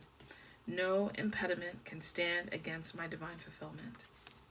I ask for divine forgiveness for my transgressions and for the transgressions within my ancestral lines. From the beginning of time, I open my heart with genuine remorse for all violation against love that my ancestors and I have ever made. I take this, but I take it internally, right? There are times when we all act out of character, but this life is about evolution and about growth and about learning more and more about ourselves. And sometimes that growth no. Oftentimes that growth is not, linear. It's not. It's jagged. It's circular. It's 2 steps forward and sometimes 9 steps back. What we fail to realize in those moments is that we are actually still moving forward because that is our path. Right? We're being called to adapt.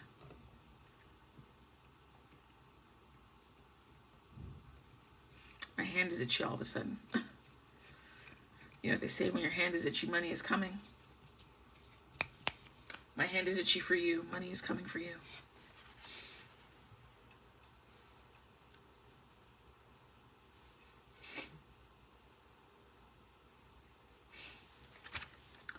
Well, that is an interesting energy from Marion Anderson. None of us is responsible for the complexion of our skin. Nature doesn't offer a clue on the quality of the person underneath. So who is the kind of person that you want to become? Who are you? In what ways can you improve? What things do you need to defend or abandon, keep, release? Who? And this defense thing, be careful with who you're defending. There was a card here, can't remember which one it was, but it talked about something about the effect of marching or something. You can't march for everybody. Do not do that. As women, our place is not on the front line. I know that we've been massaged, coerced, manipulated into thinking that's where we belong. We don't. You see here, this is a man doing the defending. It's one thing for a woman to defend her children, yes. But when we're talking about, having to march and all that, and be careful who you're supporting, that's the other thing. When I see this, you be careful who you give your money to. Right? Be careful who you're, GoFunding. You be careful with that. You be careful and you take a measured account as to who is talking ill against you and ill against your image. You don't support that. It is unjust. It damages your heart. It damages you. It damages us, yes, as a community. Whether or not you want to separate yourself from them, you can't do that. You don't pull a root from its tree and expect it to function. You don't take the roots from a tree and expect it to live. You don't take the potential of the tree that resides inside the seed, damage the seed, and expect, like these, unfortunately, like it or not, these things go hand in hand. And it is not as simple as, and I have to say it, divesting or, getting with the other and thinking that all will be well. Men have the tendency to be men. I don't care what color package they come in. They could be loving, protective, caring, beautiful, beautiful souls, but they can also be the biggest holes of ass. The biggest holes of ass. And not care about you and harm you and your children and play with your psyche because their psyche is already twisted. You have to utilize discernment.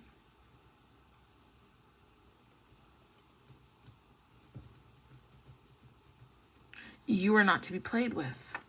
And when they reveal their character to you, you have to be willing to work with it. And I don't mean work with it like it, but accept who they are and who they're showing you. And if it doesn't align, and if they're just takers and they're not pouring into you good things, and if they're limiting your opportunities to move forward and do what it is that you need to do, and if you feel that you always have to defend yourself against their words, deeds, and actions, then you have the right to remove yourself from the situation. Period. And these words go for men too. If you're messing with girls, women who, are messing with your mind, your heart, your well-being, your path, that are not beneficial to you, you have to let that go. But you also have to recognize and look at your own character and how you've contributed to the situation, yes? You do. All right, I'm going to stop here. I'm going to go on to pile 2. Listen, I have to say I'm a different kind of tarot reader, yeah? I'm a different kind of clairvoyant. I don't tell you that, oh, he's coming back, he loves you, he's never going to leave you, he doesn't really love her, he's just with her to get you jealous. But no, no, no, no, no, no, no. And I'm not going to be here telling you you're great, there's nothing wrong with you, you don't have anything. No, no, no. We all have areas where we can come up higher, yes? And sometimes we need to see something about ourselves. I'm going to pull a card here. I know I was going to say goodbye. Geez. I don't want to end on a bit of a sour note. I don't, because I've given you these two beautiful cards. But sometimes there's something that is keeping us from seeing what we need to see in a situation. And I have this deck, the Blind Spot Oracle. And, okay, I can turn this off now because now I'm burning up. Okay. And maybe this will highlight what part of your challenge might be with removing certain people, places, or thing in your life, right? Or perhaps, okay, well, we have two here, and I really don't want to.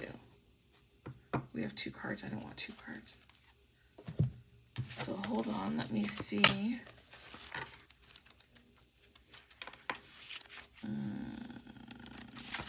Oops. And... oh, that's interesting.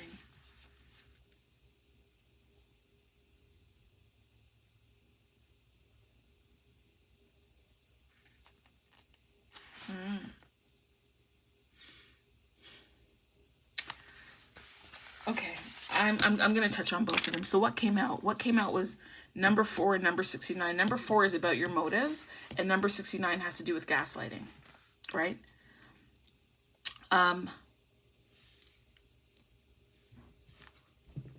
When I look at these cards, I would never look at this for motives. I would never look at that and see gaslighting.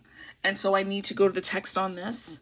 The other thing is I really do love working in a sense with oracle cards because they give a broader view of what's going on. Tarot for me pinpoints stuff, but oracle kind of gives themes, right? And then that allows you to kind of pull more out of the reading from my perspective. So it says here, one of the things that you have to look at is your own motive. And your motives for me are drawn to your character and the situation that's at hand. So it says in order to avoid the consequences of the blind spot of motives, you're going to have to be brutally honest with yourself about your actual intentions, motives, and desires. And that leads to your character. It's about your character. Your character, whether it is that your character shapes your motives, intentions, and desires, or your motives and intentions and desires solidify the type of character you are, they both go hand in hand. There's a play here, okay? It says that you have to be willing to look at your blind spot and be honest. And if there's something in your character that you feel shameful about, you have to admit it to yourself. And you have to work on it and you have to heal it, okay? Because it says if you don't, you'll be leading yourself down what? A path of suffering. If you're not clear about what your motives are, you can unintentionally or perhaps intentionally harm and hurt others. And you will be harmed and hurt in the process.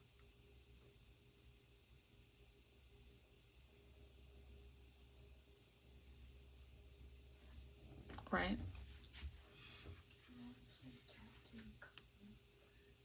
There's no more.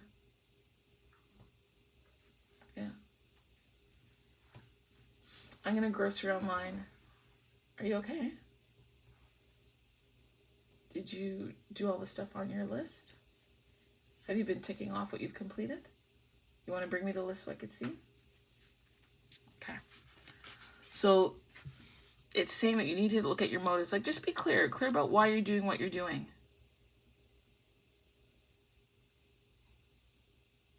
Okay. And the other one here has to do with gaslighting. It says either you are being gaslighted or you're gaslighting yourself. And again, this ties into motives. Like, really, both of these are tying into being a truthful individual and to being honest with yourself. Because your honesty and dishonesty impacts your character, it impacts your perspective, it impacts the way in which you show up in the world, it impacts the way in which you deal with other people. Because if you're gaslighting and you're being unclear about your motives and you're causing injury, somewhere it can cause you yourself to become unhealthy. Give me a moment. All right, that's awesome. You did that. Like, and you wiped out the sink. You wiped the counter. You cleaned the floor. You wiped the top of the stove. Okay, so that needs to happen. Did you take Sage out so far? No, because I was working on that. Okay, so how about this? Why don't you take him out, take a break, get some fresh air, and then you can come back and do that after. That doesn't have a pad on it, eh? So it needs one.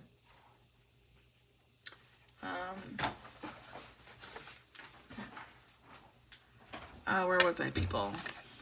On 69. You know, I don't know about you, but I have kids, right?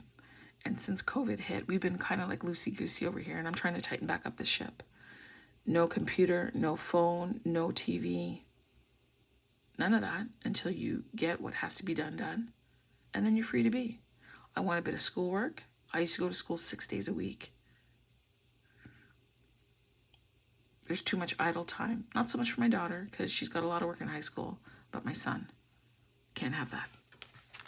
Can't have that.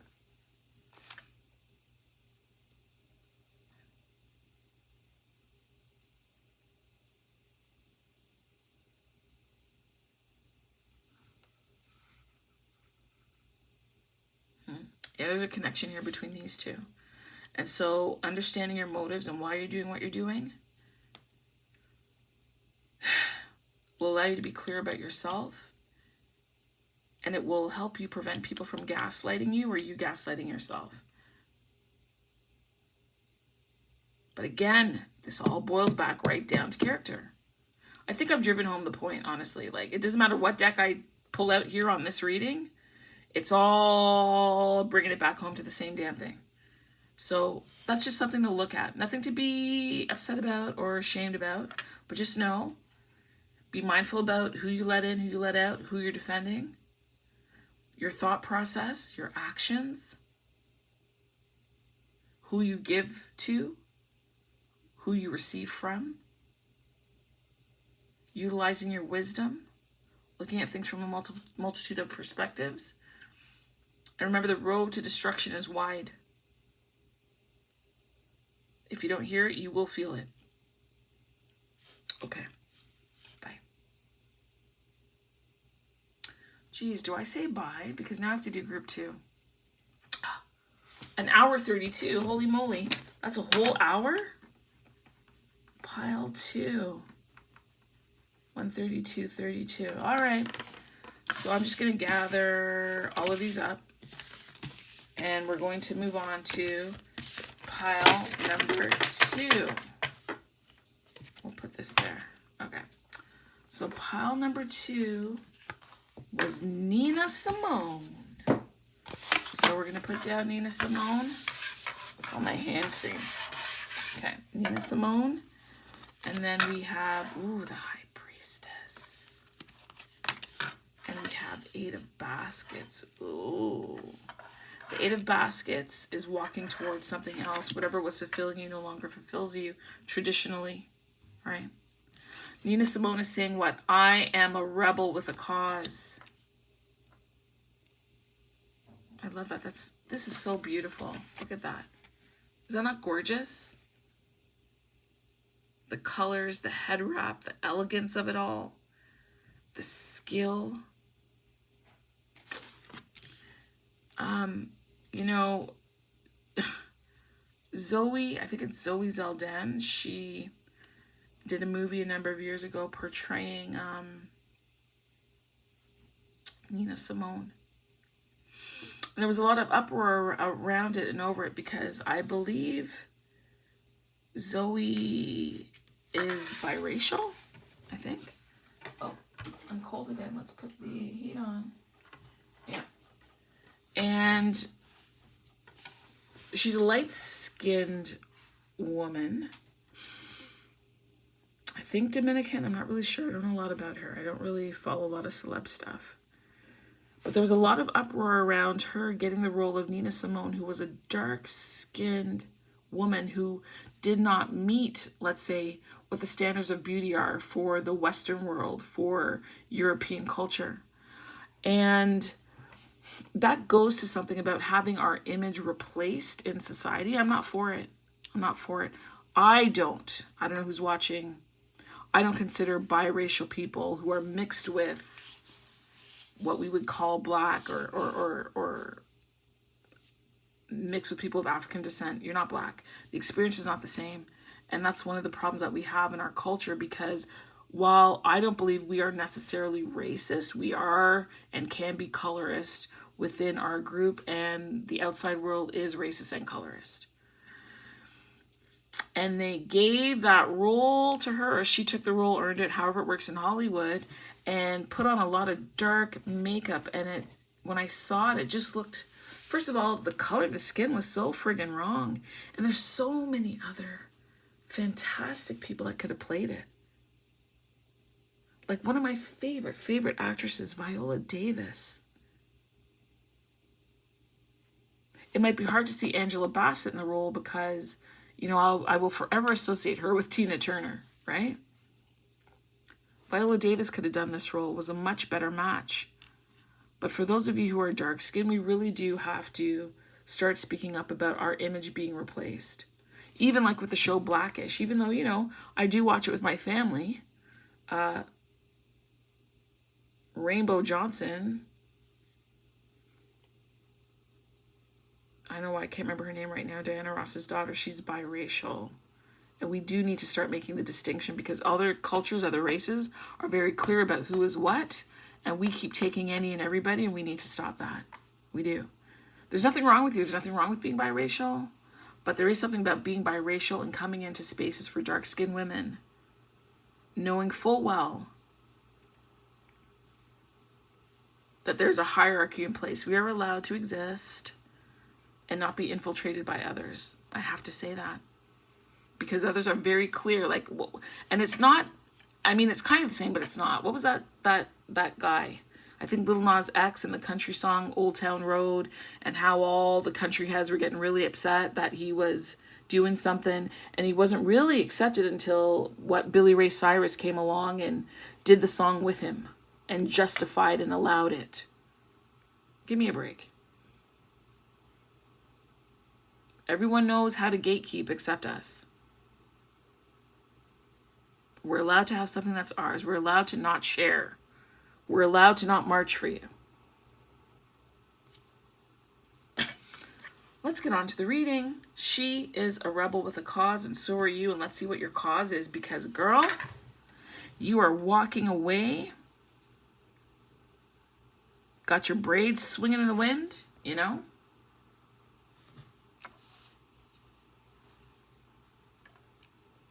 You're doing what's necessary for you. You're making choices that are right for you. You're relying on your own cognitive downloads. You are, to me, in purple. That's your crown chakra. You're receiving. I think these two things here, sorry, let me bring it closer. I think these are supposed to be pomegranates behind her. I'm not sure. I feel like she might be underwater. I don't know. Or this could be the sky, but there's two moons there. But I think these two moons are supposed to reflect the pillars. This is also about cycles, right? The natural rhythm of life.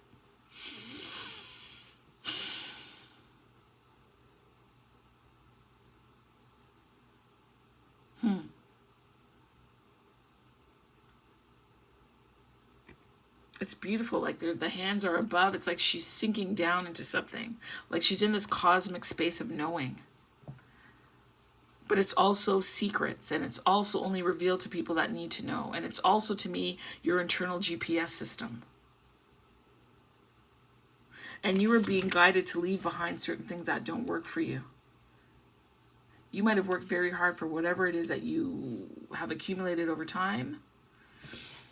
But it is time to move on, move forward, and to leave that behind.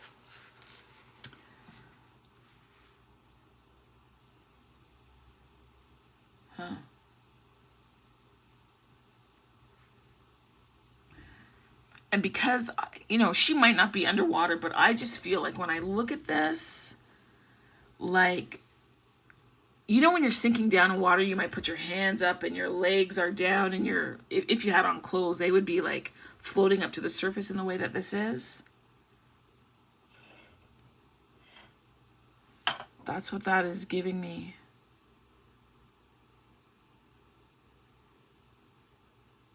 I also feel like there might be a bit of a rebellion within your spirit that is going to show up or manifest physically. And I don't mean rebellion, fighting and all that. That's what I'm saying.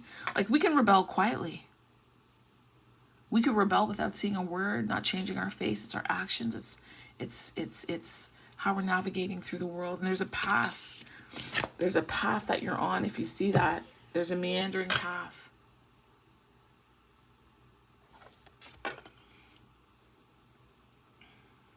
What comes after root? It's sacral. Okay, Google, what is the sacral chakra representing? On the website helpline.com, they say the sacral chakra is believed to be the second chakra in the human body. Sexuality. It's thought to govern how you experience sexuality, creative expression, emotions, and more. Yeah. And I feel that you're able to Eight of Cups the situation because you are solid within yourself. This rebelling is also about self-love. I'm already feeling that this energy is very different from pile number 1. It's also you recognizing that you are to be heard, that you have something to say.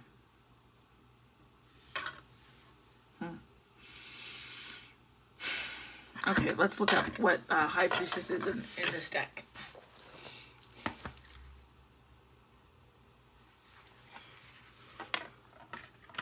Okay, it says here that the High Priestess is about slowing down.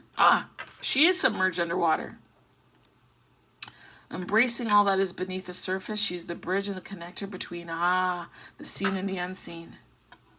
Which makes sense because I said that you're rebelling internally and it will show up externally. Okay. Okay, the pomegranates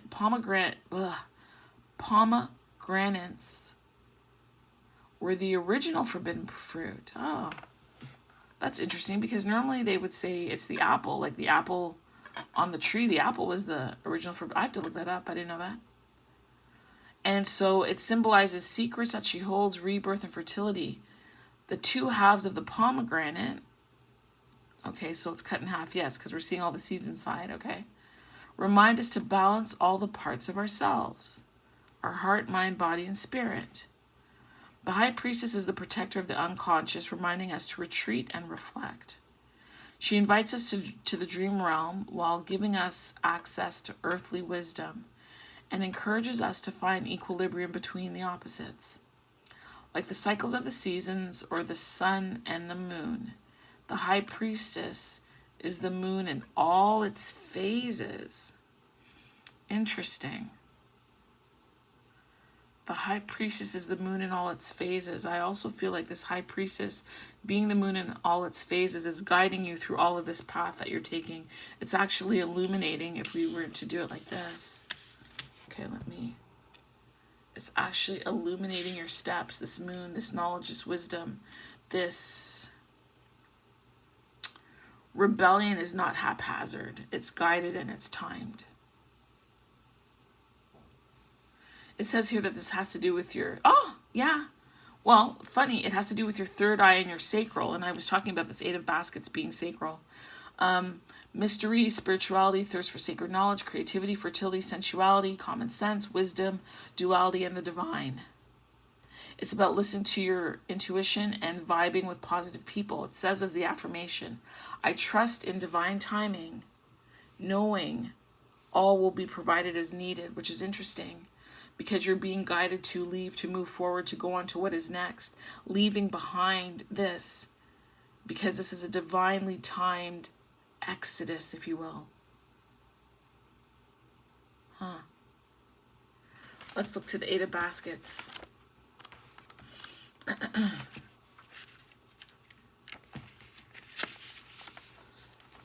It's about escapism and withdrawal. She's starting down a new path, leaving behind her baggage. She knows she could sit and wallow in the emotions connected to the past that have led to this point. It takes courage to walk away and forge a new route, the rebel. At times we have to stop and admit to ourselves that things are no longer working and unable to be mended. It's not easy to withdraw from someone or something that you've invested so much time and energy in. Yeah, because to get from the 1 to the 7 of Cups, there's some kind of offering from the universe, drinking from the cup of love, to finding union in our common spirit, to experiencing that heartbreak, to retreating within to yourself, to trying to come out again and kind of feel abandoned, left to yourself, not part of the group. To then look back and long for something. To then have all these options, and none of those options were satisfactory to you. And that was a long path to go from the 1 to the 7. So to go to the 8 is making a choice based on self-love, based on inner knowledge. You've been through enough and you know enough. You've been through enough phases, enough cycles to know that you can handle whatever is coming towards you. And that you have no problem starting over. None. That you understand that you don't have to be attached to material things, that you have better control over your emotions.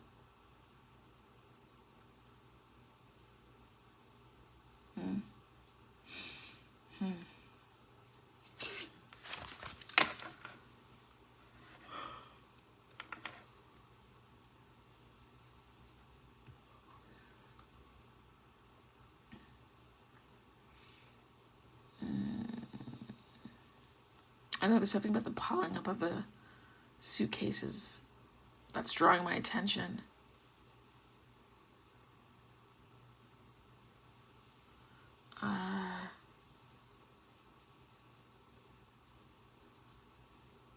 Okay, hold on. Let me ask a question. What is the significance? What is the significance of the 8 of baskets? Why are these baskets significant in this particular reading? Why are these particular 8 baskets significant? Because I'm feeling like you put a lot of work, a lot of effort, you invested a lot.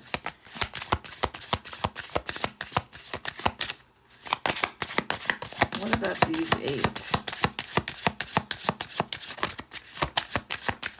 What is it about these 8 baskets that's drawing my attention? I often split my deck in half to hold it. It's just that holding a big deck, it's very uncomfortable. So, what is it? Why am I being drawn to these 8 baskets? What is it? What is the message?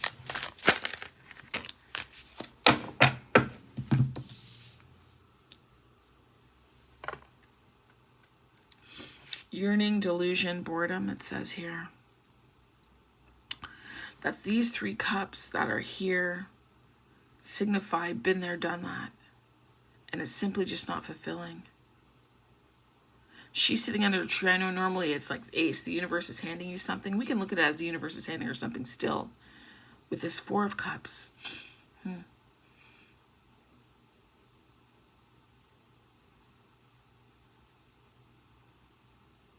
Nine of Wands. There's some wounding that these 8 of Cups represent.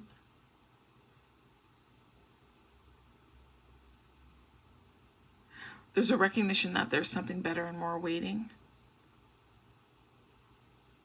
Maybe your boundaries were crossed. Knowing that you have the fortitude and the aptitude, because honestly, I don't even know if she has on shoes. I can't tell if she's barefoot here.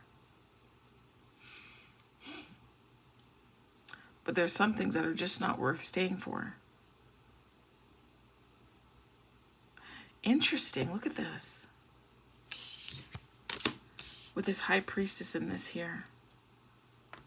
Both in purple.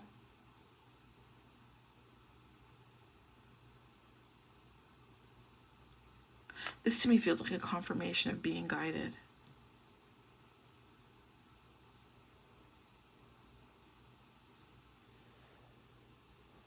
By the crown.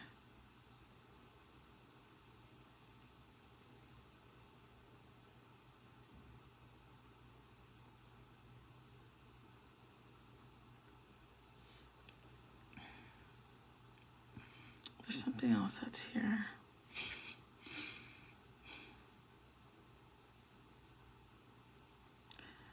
I feel like whatever it is that... See, this is the rebel part. I told you it's going to start within and then it's going to show up externally.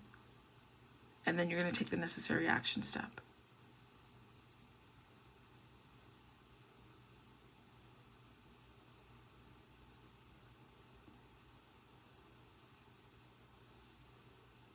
This move here to leave is a culmination of strength.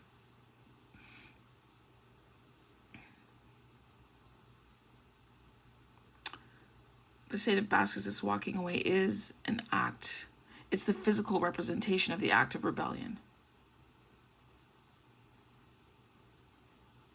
On some levels, it's you going it alone because you know that you're able to support yourself, and also that you are not, when I say going it alone, I mean like not necessarily with people or walking away from a situation, but you were never alone, right? You understand that you're never alone.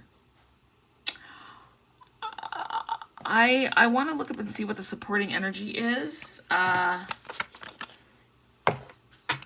This is my energy archaeology. What I loved about this deck sheet. Oh, you can't see it here. Okay. Oops, the decks were numbered. Limited edition.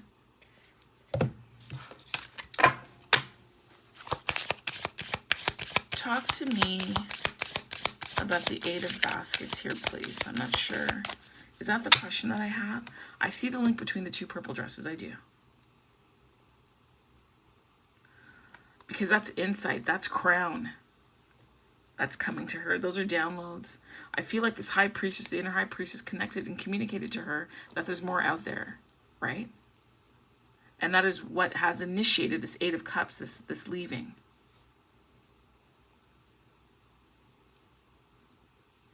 But the high priestess also communicated that the support is there to make this move, that this is the time for the move, that you're not alone. And there's something about boundaries, but please tell me, what is the question? I want these cards to highlight something about the energy around this Eight of Cups and perhaps how the high priestess... I'm hearing like enough is enough.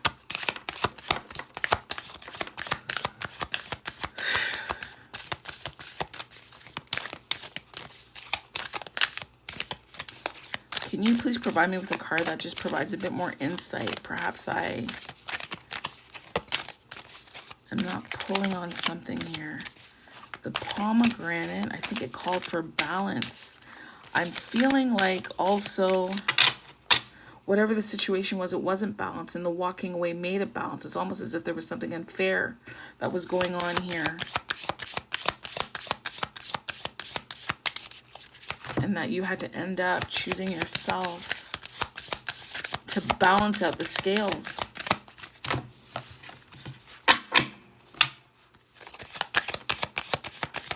The rebellion is in not doing or living or being part of the status quo. Maybe betting on yourself. Can I have a card, please? That will clarify.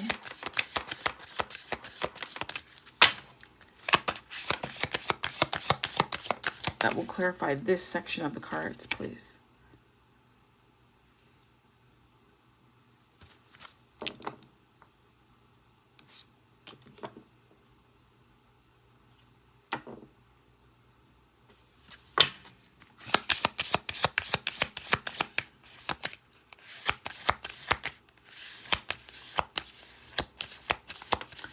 I'm hearing like not looking back. There's something to be said to leave and look back, but this is a no looking back. This is a no looking back or be turned into a pillar of salt kind of feel. Like, I ain't looking back. Like, there's determination in this walking away.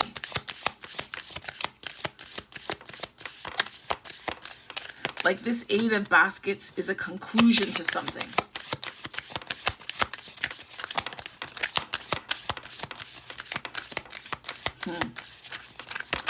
What is it that the high priestess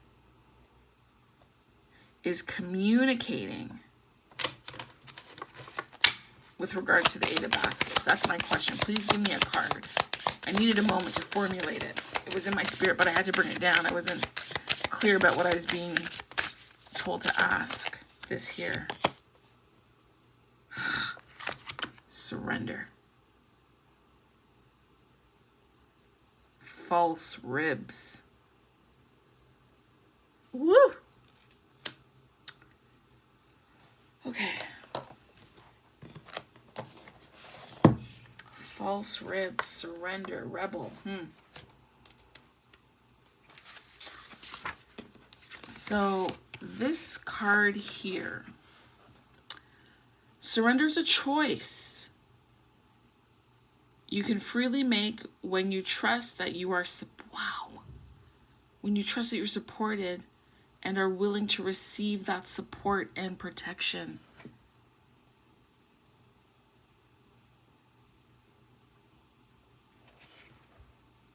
I already told you, not alone, right? This card is already saying support.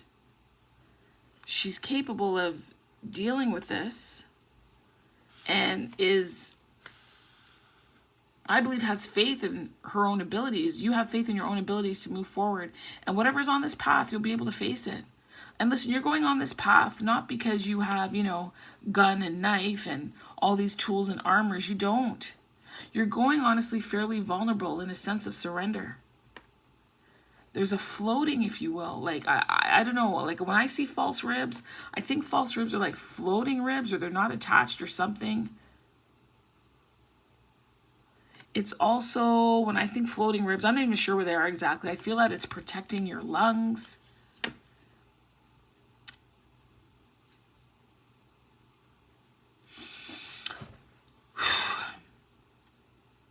All right, let's read what this is properly now.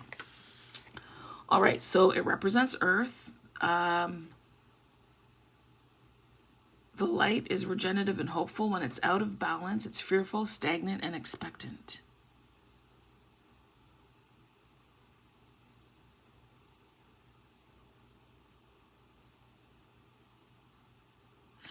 This has me looking at this card like with a sense of restlessness, right?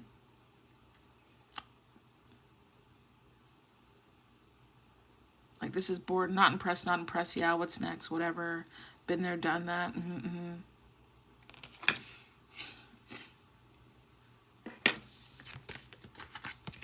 Okay. See, it says here the false ribs are so named because they do not directly attach to the sternum in the front of the body. Instead, they are joined to the 7th rib by costal cartilage.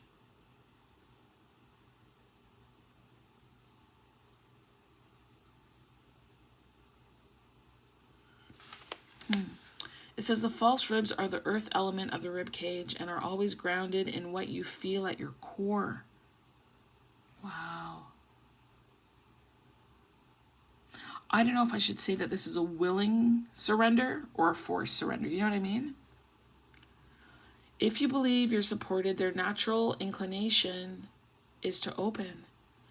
If you believe unsupported or unprotected, the energy will repress, and lock in at the rear of these ribs.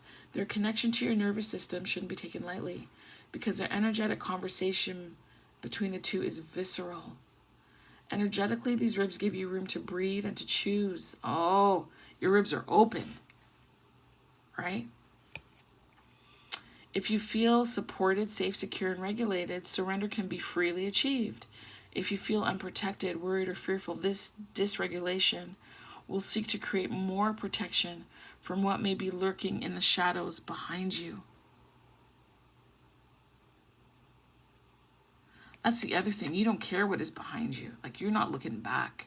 You don't care what it is. As I said, you're not turning into a pillar of salt. Whatever it was isn't worth you disintegrating, your compromise, your whatever it is. It's not.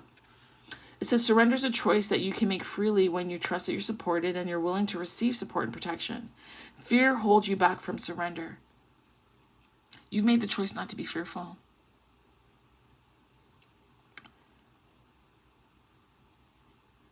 Fear that something hidden in the shadows may come up fully when you're open and vulnerable. Fear of the unknown, fear that something beyond the current grounding and comprehension wants you. And the rebel part is that you're going to move in spite of the fact that you feel fear, or you're moving into the face of fear, or you're rebelling because you've decided, I'm not going to fear this. I'm not going to be scared anymore. I don't care. I'm not going to hide behind whatever it is. I'll defend myself. I'll protect myself. Yes. And you are spiritually protected, but you're not going to let the fear of XYZ stop you from where you got to go. You're not. You're surrendering to the fear. You're accepting that, yeah, fear is there, but I trust in myself enough. I trust in spirit enough to protect me and keep me. I trust my inner divine feminine. I trust my high priestess. I trust my intuition.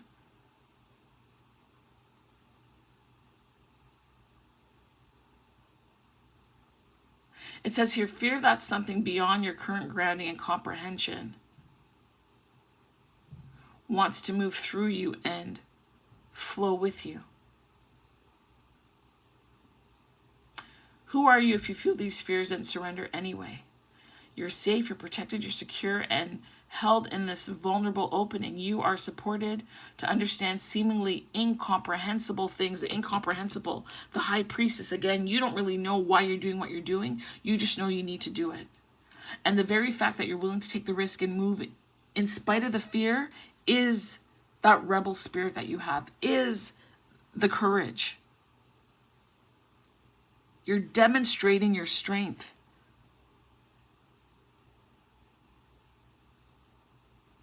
So these 8 of baskets represent your capacity for change, and that you've made room for transformation.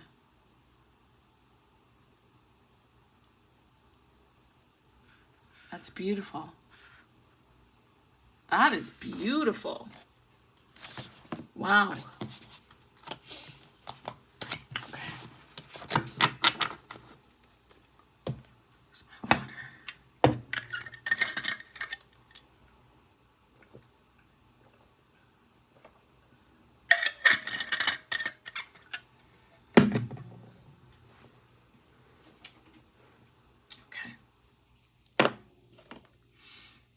All right. Well, we've got some clarity now, so that's good.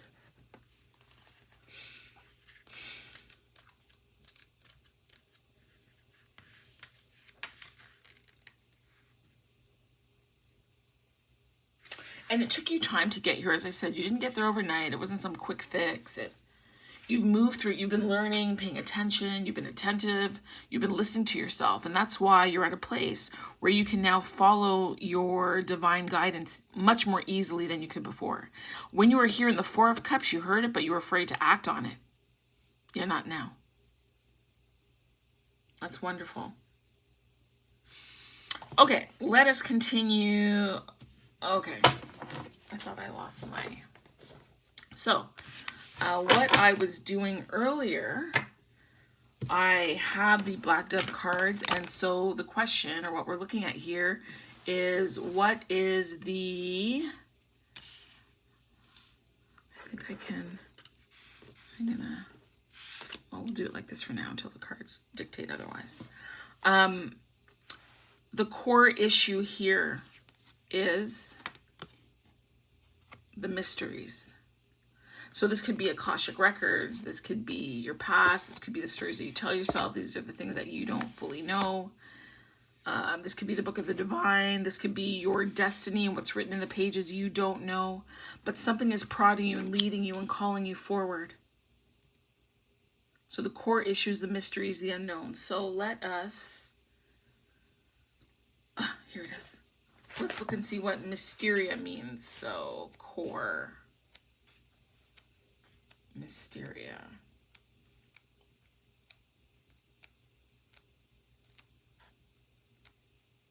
Okay.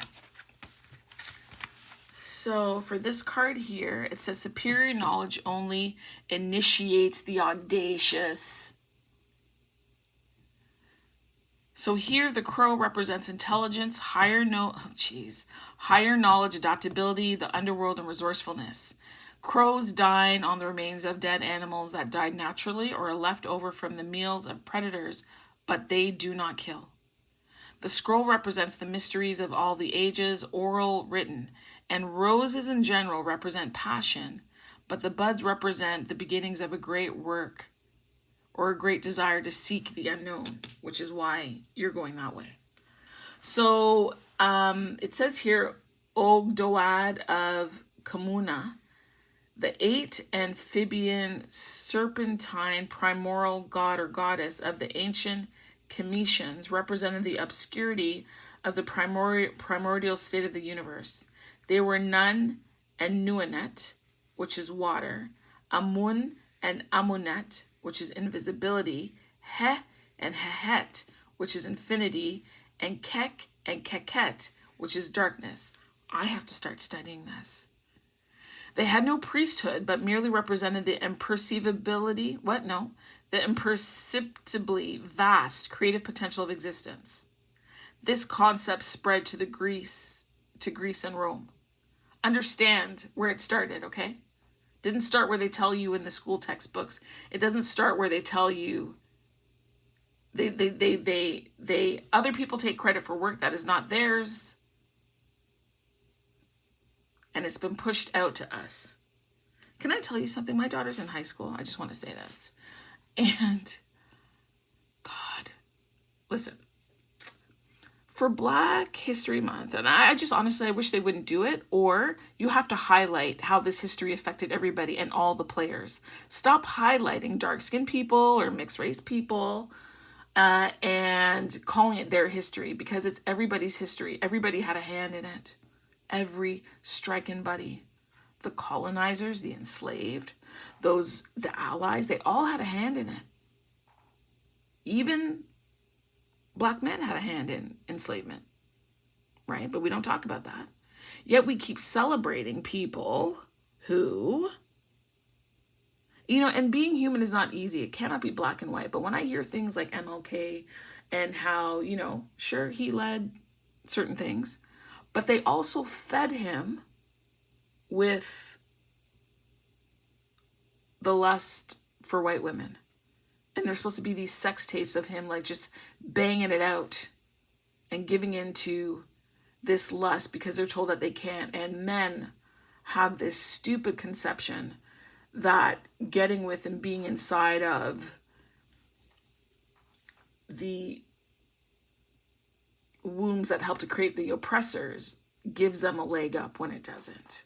We've seen too many of these situations where we should know better by now.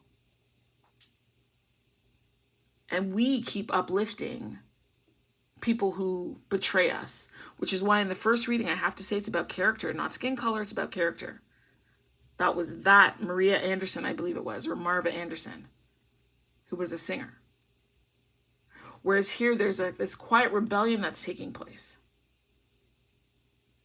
It says here Amun was worshipped by the Cometians, Libyans, Cushites, Greeks, and Romans. His name means the hidden one.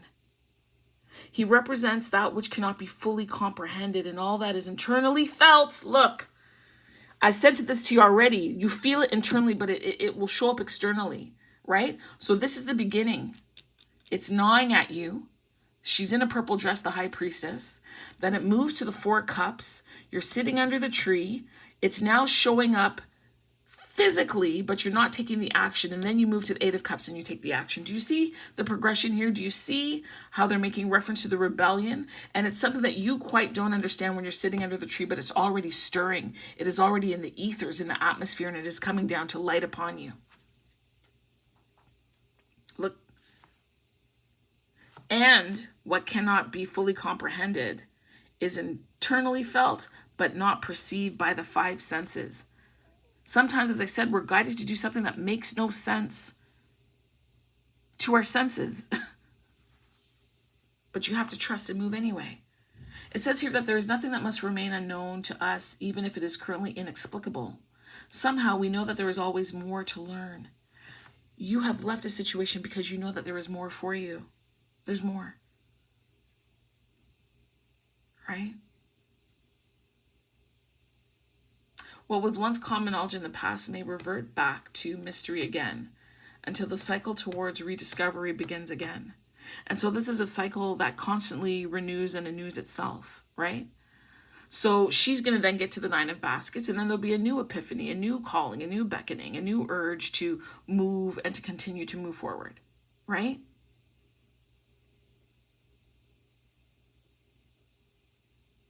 It says the dark matter in the universe is of great mystery.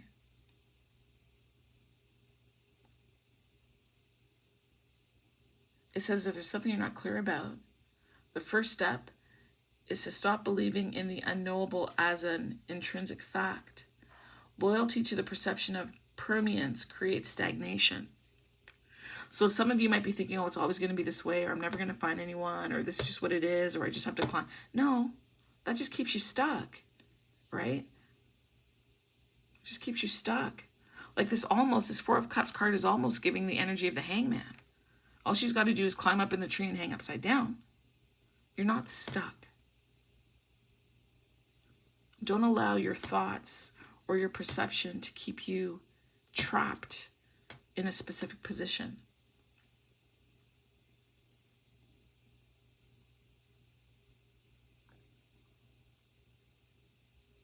This also talks about being ready to receive the answer.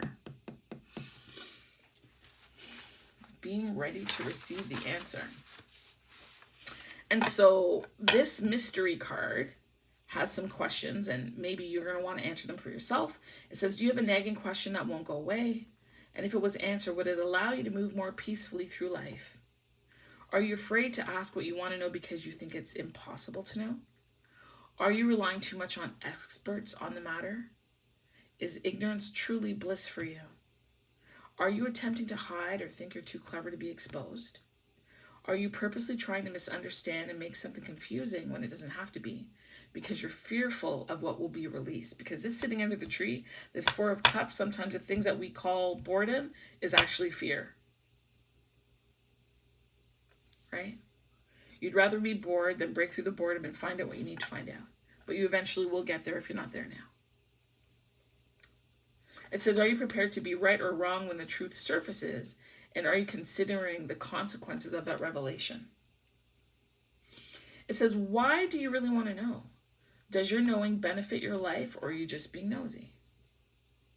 And have you already had your aha moment or received intuitive guidance regarding the matter, but you're purposely choosing to ignore it and you're just sitting on the tree? You're being told that your cup is out there and you're sitting here not going for it. And so what you got to do is you got to go through the feeling of being left out. You got to go through the feeling of looking back, remembering what was. And then you got to go through the feeling of 7 of Cups and looking at all your options or whatever. And then you finally come to the 8 of Cups, realizing that this cup that you want is out there and you got to go get it. Whew. All right. So that's just Mysteria. So this is what the core issue is. And now we're going to look at how this core issue of the unknown, of fear, of not being clear, of a lack of clarity is showing up for you. How is it being projected into the world? It's being projected by contentment. It's being contentment. You're projecting it as if either you're trying to convince yourself that you are content, or realizing that you are not content with this lack of knowing here. That's interesting.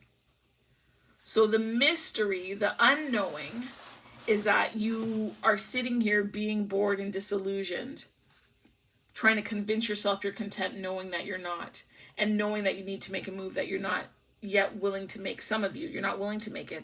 Others of you have made it. Some of you are contemplating and you're sitting in a middle energy here, right? Because you have to be willing to surrender in order to make this move. You have to surrender what you think you know. You have to maybe surrender who you think you know. Right? And again, that's where that rebel, Nina Simone energy comes in. Okay, let's look at, what is it? Contentment. Okay. It's really interesting how this is playing out. Okay, contentment. It says here, contentment is criminal to those who worship suffering. My God. Contentment is criminal to those who worship suffering. Why? Because you stay in that suffering energy.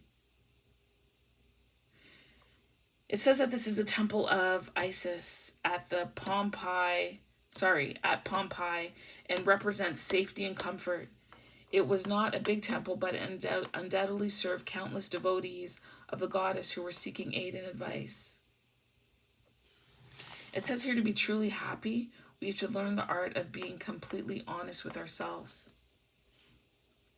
And if something isn't right and we try repeatedly to convince ourselves otherwise, then mediocrity is all we can ever hope to achieve. This might show up as beliefs as we can't have it all, or don't rock the boat, or I'd rather be safe than sorry.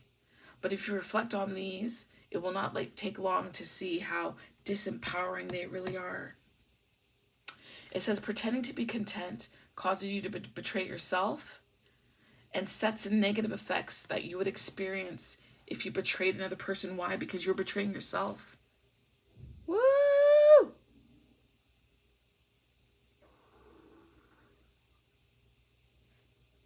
It says lying to yourself only increases the number of things for you to lie to yourself about and ensures anger, remorse, and shame. And you're rebelling against doing those things about yourself. That is the energy that you're about to be in or you're in. It says, beware of the diminishing theories that promote the idea that there is nobility in lack. That's a church thing. This is untrue for all, but a very small number of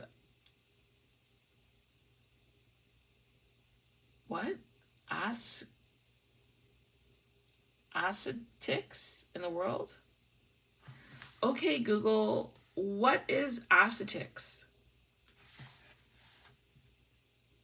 Sorry, I don't have any information about that. Okay, Google, what is the word ascetics?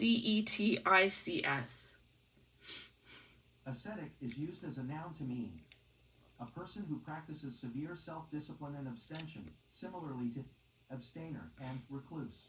Gotcha. Do you want to hear how ascetic is spelled? No, I just spelled it for you. No, thank you. Okay, so the idea that there's... No. Google, stop. Okay, Google, stop. Jeez. Okay, so it's talking about here, there's very few people who can do with very little. Very, very few. And that you need to stop convincing yourself that you're one of them, because you're not. You need connection, love. You want those things. But you're finding yourself in a situation where you are honestly not content, but you're fearful to make the move, and what you're being told is to be a rebel and surrender. Because a lot of people will sit in this stew of discontentment and dissatisfaction and won't make the moves necessary in order to bring in the kind of life that they want because of fear, because of unworthiness, because they want the path laid out for them. They want to know the ending of the book before they even open the cover of the page or the front cover. It's not going to work that way. And so this Nine of Wands energy is both protective, but it's also limiting. Because while you're trying to, in a way, have boundaries, you're actually caging yourself. It says, if you are not satisfied with an aspect of your life, do not allow the ego to convince you to play the martyr. There's no greater cause in your self-development. It says, don't fear being wrong. Woo! Fear being afraid, because afraid will keep you stuck. Afraid will cause you to not listen to your intuition, who is working for you on your best and highest good. It says here, if you get this card, that you're choosing to smile on the outside while suffering on the inside, and that you're being warned to take the necessary steps to change the situation or risk missing out on rich opportunities and untold adventures. If you refuse to heed, one day you will feel the anger, the remorse, the shame that all betrayers must ultimately feel. But you will have no one to blame but yourself. And that is why we have this Nina Simone energy. I'm a real rebel with a cause, and the cause is you. You are what matters. You are the truth. You are why you are here. There is so much world, so much life out there waiting for you. It's going to be a mysterious, wonderful, enveloping, unfolding life. Don't just sit under the tree, under the shade. Don't Don't do that. Okay, I'm going to put this there. Then we have the blue card, which is what you need to do. I love that. Have a sense of optimism. Let's just turn over the 2 action cards. Optimism and purity. I feel that this is saying with your optimism combined with purity is that you're to see the world with new eyes, fresh eyes. Be optimistic. Believe that there is abundance in your future.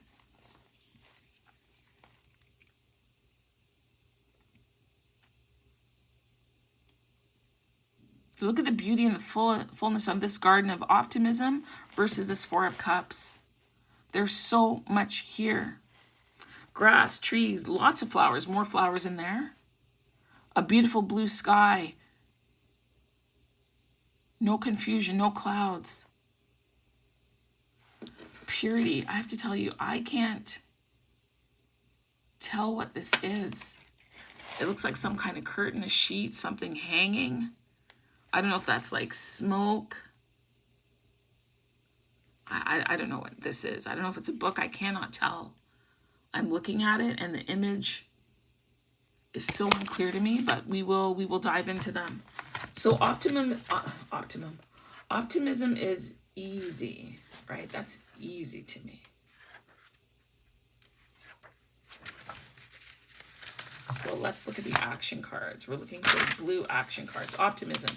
It says here it is the flag bearer that rides ahead of an army of victorious thoughts. That's also a call for you to work on your thinking. As you're sitting under these 4 of Cups, work on your mindset. Work on your mindset. This card of optimism is about abundance and bliss. And it's about believing that things will work out for the best and so that you can go forward without doubting, and that this is essential to have. And then when we move to the purity card, because this is something that you're going to be doing internally, right? Purity is something that is going to be, I believe, external to you. Hold on, let me find it.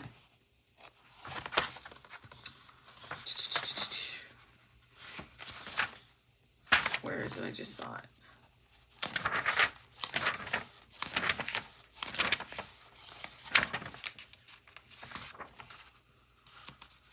Hold on, is this a red card? Yeah, that's a red card. Oh, purity, here it is. So it says, if your conscience doesn't respect you, eventually no one will. And that is why you're being urged to rebel, because you don't want to become complacent. You don't. It's talking about staying morally clean. And any attempts to be sneaky or underhanded or play dirty will end in failure.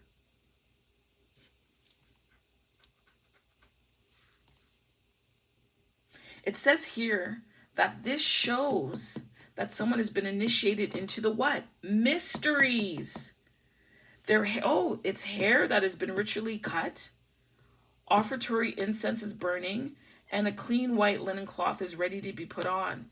The initiate has been or will be told the rules and what is and is not permissible for them to engage in. This card represents higher morality, this high priestess, and the acquisition of or a return to one's ethics regarding a situation. Tennet was a lunar goddess, again, that moon. And Tennet's name means serpent lady. And her temple was called the altar of the Heavenly Virgin. She was worshipped in Spain, Sardinia, Malta, Sicily, and Romans identified with Juno Lucina. A purification ceremony to honor Tennet called Awusu takes place by the sea and is still celebrated by the Amazigh in Libya and Tunisia today. In August, participants enter the sea at sunrise with their clothing, blankets, animals to be blessed with prosperity and protection by submerging 7 times. The ritual concludes with the several days of feasting with family and friends. So Osiris, So Asur was the Libyan and Cometian god of death and resurrection. And according to the myth, Asur was the firstborn in the heavens as one of the children of Ra, and then resurrected by his wife, Aset or Isis, after he was killed by his brother, Set. Asur was associated with the Dad or Djed symbol, representing stability, and possibly the Libyan god Dadun or Dadu. It's talking about essentially remaining pure and keeping your conscience pure and being morally clean. And that ties into being a rebel so that you don't fall into the state that many people do, by being true and honest with yourself and not letting fear hold you back and keep you in a fake state of contentment. Pretending to be optimistic and content when you're really not, because you're fearful to make the move that you need to. But by moving from sitting under the tree to following your high priestess and moving through the fear allows you to go on the next leg of your journey.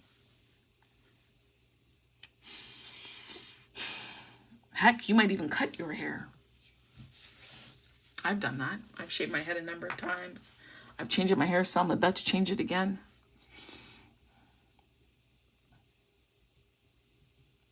So you're being initiated into the mysteries. It's an adventure, one that you should take to get you out of the stagnant energy of believing that you're content, because you're being injected with optimism so that you can learn to surrender and trust, because you've been through enough. You're at the Nine of Wands. You've been through enough. And you know that there's more and better waiting for you, and you're being encouraged to take this path. And that's why you are a rebel. You're being encouraged to surrender to what you think you know, and to surrender and trust. Trust the mysteries. Trust that true contentment can be found. And it doesn't require you to be stagnant and sit under a tree and wait. You are your own Prince Charming. I am going to pull a card that will show you where your block might be that is keeping you stagnant and fearful, so you have something to consider, right? You have something to consider. Something that you can work on. Can I please have a card for the real rebel in this viewer? Okay. 68. Okay, what is number 68?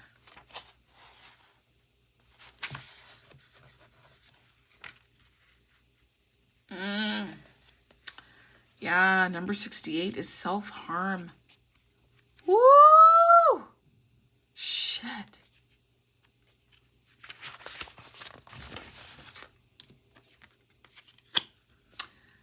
If you don't listen to your higher conscience, it's telling you that you're only harming yourself. To me, I'm not even reading this yet.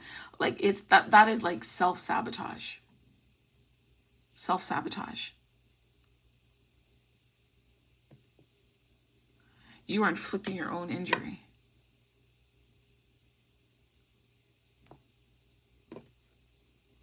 And that's why you're being asked to become a real rebel.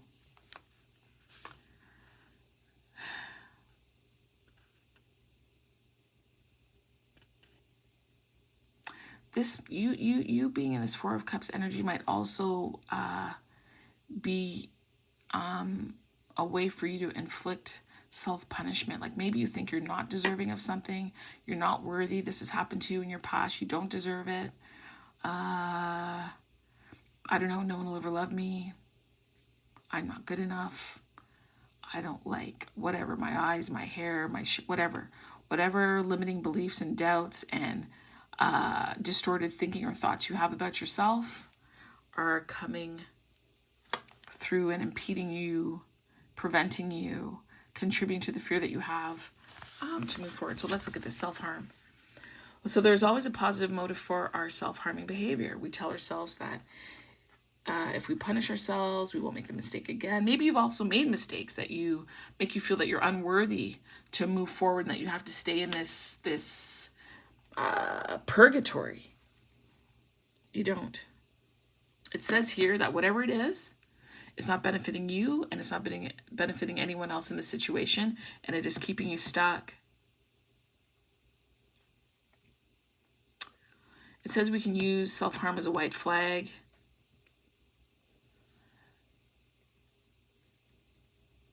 And we use self-harm as a way that a certain situation won't harm us anymore. And so it's almost like a giving up. You might be criticizing yourself a lot, hoping that it'll help you to stay perfect or improve your performance. You might be blaming yourself for something that really wasn't your fault. Some of you might even be hurting yourselves physically. Or you might be making decisions that benefit others and not yourself. That is also a form of self-harm. You need to know that. It says if you've drawn this card, become aware how you're, where am I? Where's my finger? Become aware of how you're harming yourself in this scenario. You may benefit by asking yourself the question, what would someone who loves themselves do? And so I feel that there's a call for you to be very radical in the sense of radical self-love, radical self-acceptance. And that is where the rebellion comes in. You're going to be a real rebel. You're really going to do the real work, right? You're going to really love yourself. You're going to really accept who you are. You're going to really do things that are in your best interest. Right? You're going to do that.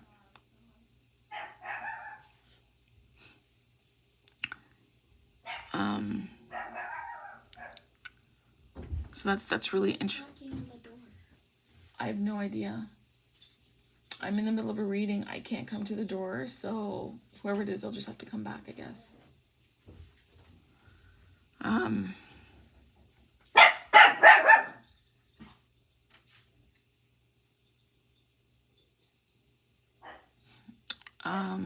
Sorry.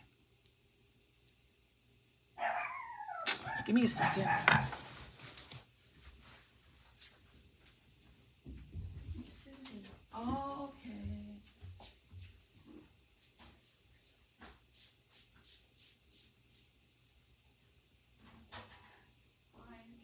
Hi. Thank you so much.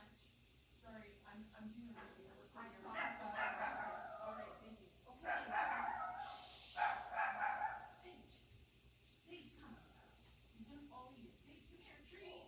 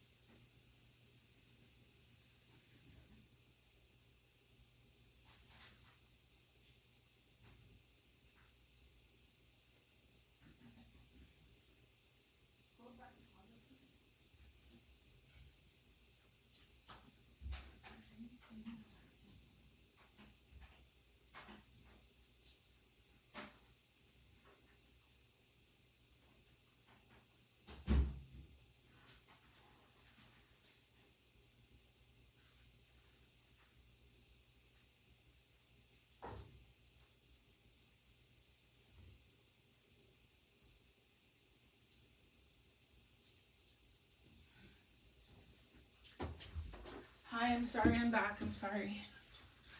Okay. Hi, buddy. Okay, where was I? Geez. I was talking about, yes, self-harm, right? So, it doesn't mean, you know, and again, I'm just shuffling because I have hands. It doesn't mean that you're going to self-harm at the extreme. There's varying levels of doing things. Like, it's self-sabotage. It's not speaking up for ourselves. It's allowing people to railroad us and to utilize us as a doormat for their own purpose, their desires, and, you know, we're kind of getting shafted. It's that stuff. You understand? Like, it doesn't have to be big bad. It could be addictions. It could be, honestly, like drinking a little too much, drugging a little too much, sexing a little too much, like just doing things that are not in our best interest. That is self-harm. That is self-harm, right? It doesn't mean, you know, what might initially come to mind hearing that term is the point. Okay, so I am going to pull a,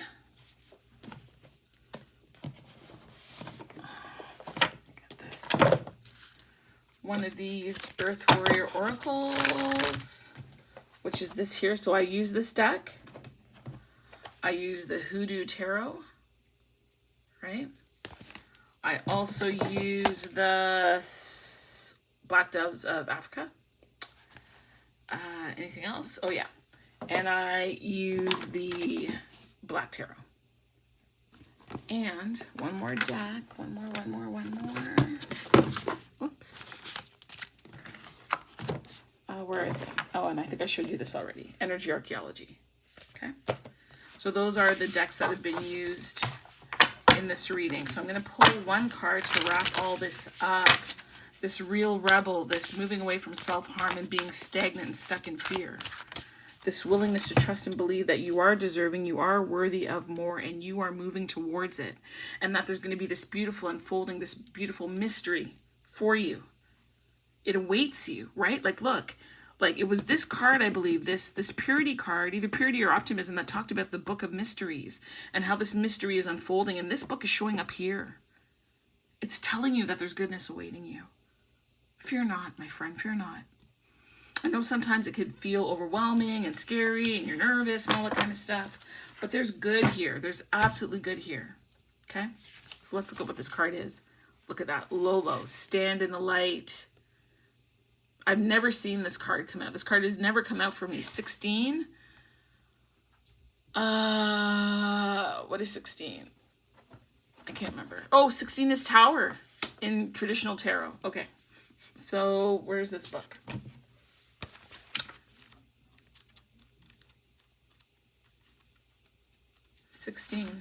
All right. It says you're unique. Come on now. You are a divine and beautiful being. You stand apart from the crowd. Sometimes this evokes jealousy or desire in others who want to possess your light and beauty as their own. I'm already hearing some people thinking or saying I'm not pretty, I'm not beautiful, or whatever. Listen, whatever your deal is, however you look. I mean, there was a time where I didn't think I was beautiful. Now, guy, you can't stop me. You can't stop me. I am 50. I'm fierce. I'm fine. I am fucking phenomenal. I'm beautiful. I've also let go of a lot of stress that wasn't mine to carry. Understand? Not mine to carry. Not my burden. Not my job. Not at all. None.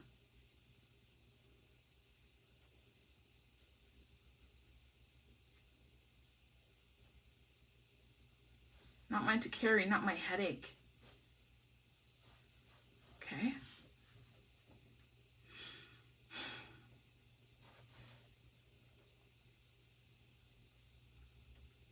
Says here, you need never fear another or believe that they can harm you. Allow yourself to be true to who you are. Do not try to hide your inner light and beauty. You are meant to be seen. Your soul is nurtured and protected by your love for the divine. A lot of people thought Nina Simone was ugly. She was dark-skinned. Her nose was broad. Her lips were full. People pay for full lips. People pay for our lips. People spend billions of dollars buying tanning products and laying in tanning machines and risking cancer to get a drop of the melanin that we contain. That's the truth. It's not an insult. It's simply a fact.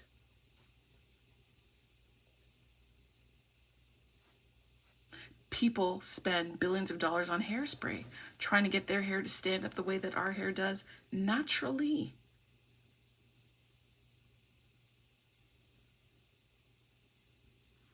You are beautiful. You are a sight to be seen. Learn to value who you are. And I know sometimes it's hard to be in a world where it might seem like there's so many people that are coming up against you and affecting your self-esteem, right? Wounding you, hurting you. You perpetrating and continue to repeat, what they say or think about you and accepting it as fact or true. No, no, no, no, no, no, no, no, no, no, no, no, no, no. Stand in your light, honey.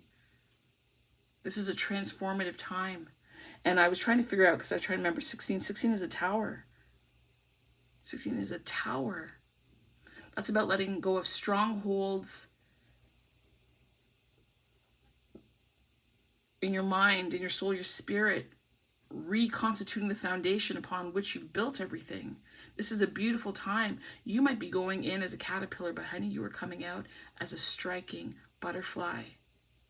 You are. It says here not to avoid the spotlight, and she did not avoid the spotlight in spite of everything that she went through. She didn't avoid it. She still showed up. She's still memorable because of her light. In spite of what people thought about how she looked, her voice still cannot be rivaled. Neither can yours. Neither can your story. You can be an inspiration to somebody. And what I'm telling you is don't water yourself down. Don't dumb yourself down. Don't be afraid to strike out and be that rebel and find your path. Your path is mysterious, the high priestess. It will be the book of mysteries. It will be unfolded to you, and it is abundant and bright. Hi, so I'm back. My phone died, so I had to leave it so it could get charged. So I think where I left off, because a number of hours have passed now, is that I was on 16, which is Lolo, and it had to do with standing in the light. So let's see here. So this right here, let me zoom in. So that picture there is the Madagascar moth, and it is called the sunset moth. It's supposed to be big and beautiful and bright. It has iridescent wings that give a kaleidoscope effect when they refract the light. And refract means kind of like to return it in different directions, if you will. Kind of like the facet of a diamond. It refracts the light and it sends the light in all different directions. That's the same thing that this Madagascar moth does. It's said that they're the most beautiful insect on earth. But when the light is dim, right? When the light is dim, when it's dark, they don't look that special. They appear to be unremarkable. Their beauty is not recognizable.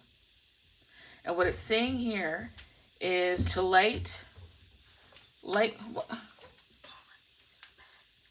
but I want that one. I want that one. Thank you. I mean, I get so many interruptions here, so I'm funny. I want this. It's a pencil. You're doing math. You should be using a pencil. That is the rule. Please stop interrupting me. Thank you. I'm interrupting you. Shh. Goodbye. Okay. So what it says here is that you are like this unique creature. and are a being that needs light. Light to nourish your life force, light to reveal your true and remarkable divine beauty. You're meant to shine your divinity in the world in the daylight, not hidden under the cloak of night, for fear of how others may react. Your bright colors in the shape of the sunset moth's wings, and their presence in the full light of day leads many to mistake these unique moths for butterflies. You too will find that people do not always realize who and what you are. They may mistakenly assume that your joy and beauty indicate that life has always been easy for you. You know, Nina Simone had such a beautiful gift and was a wonderful talent, but life was not easy for her. It was not easy for her. I don't want to be wrong, and if I'm wrong, I believe she might have died of, I feel like I want to say cancer, breast cancer. She may have died from breast cancer, but she was gorgeous. Gorgeous.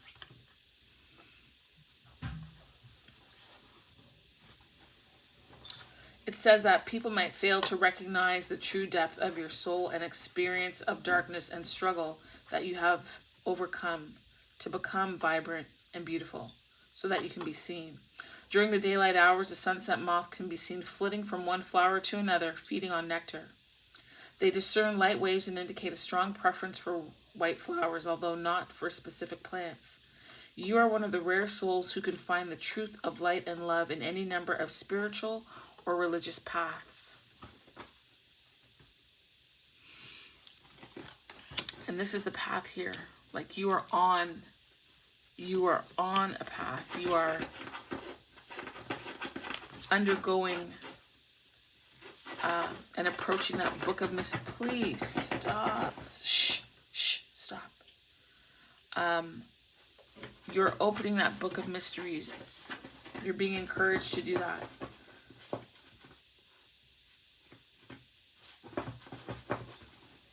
It says that you're able to sense the true presence of love through evolved spiritual discernment. It talks about the Madagascar sunsets and how they are particular. I don't know what's wrong with me. The Madagascar sunset moths are particular in their eating habits. It says that they're attracted to the nectar of plants that other creatures would avoid because they cannot metabolize the toxins. It says that this moth what they're drawn to consume is not harmful to them. Instead, these moths become poisonous to predators by following their instincts to nurture themselves according to what suits them. And that is the rebellious nature, right? One moment, Sage. It is your reflection. You are barking at yourself. Do you not get that? It's you. Okay? It's you.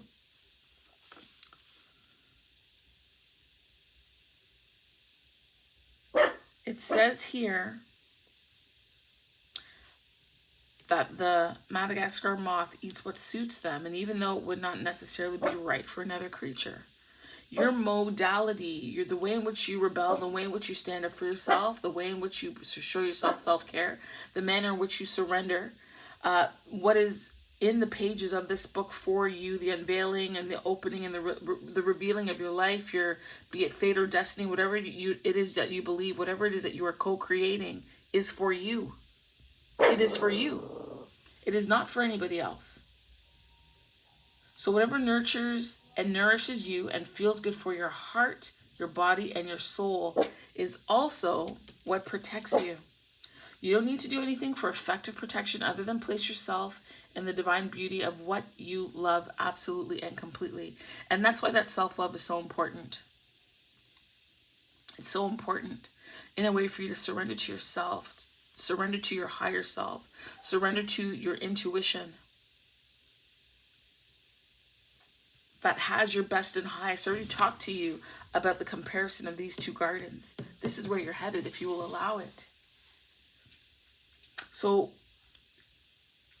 in here, they're providing a healing process. It says if you're concerned about the negative attitudes or attacking behaviors from others for other reasons, use this healing process to clear the fear and reinforce your divine sanctuary.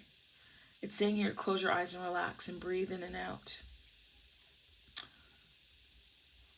And imagine that there's a cloak around you. This cloak is as light as a feather and is shining with endless iridescent shades of color that reveal the exquisite beauty of the divine.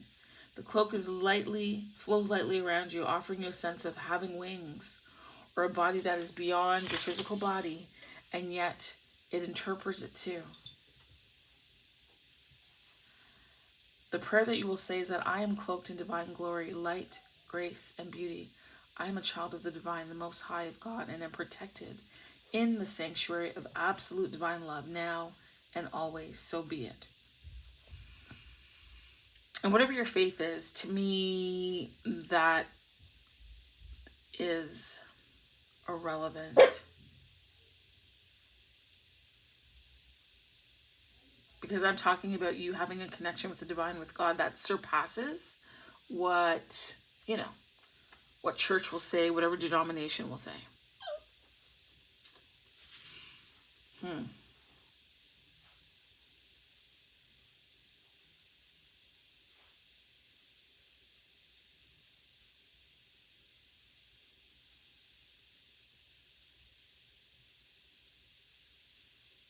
I feel like you're being asked to surrender to that seed of greatness that resides within you that you might at times doubt.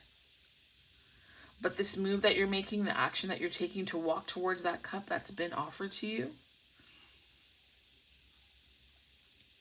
is very bold. And you should be proud of yourself. What was this one again? Yeah, contentment. Contentment. That's gorgeous. Don't let the fear hold you back from spreading your wings and finding your way and being as bold and bodacious as you want to be. Be the real rebel. Okay, now I am going to move on to pile 3. Yes, I'm going to put all this away. I'll tidy this up later. We'll put that there. Okay. I think what I want to do, because i've been away for some time, hours have actually lapsed since I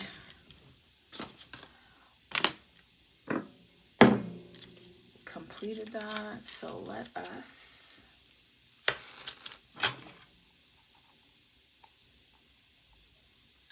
thank you. Okay, there's that. And I'm also going to get, is everything here?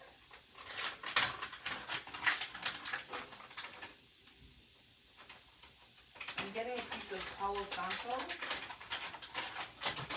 I'm not sure why I am. I just feel that I need to.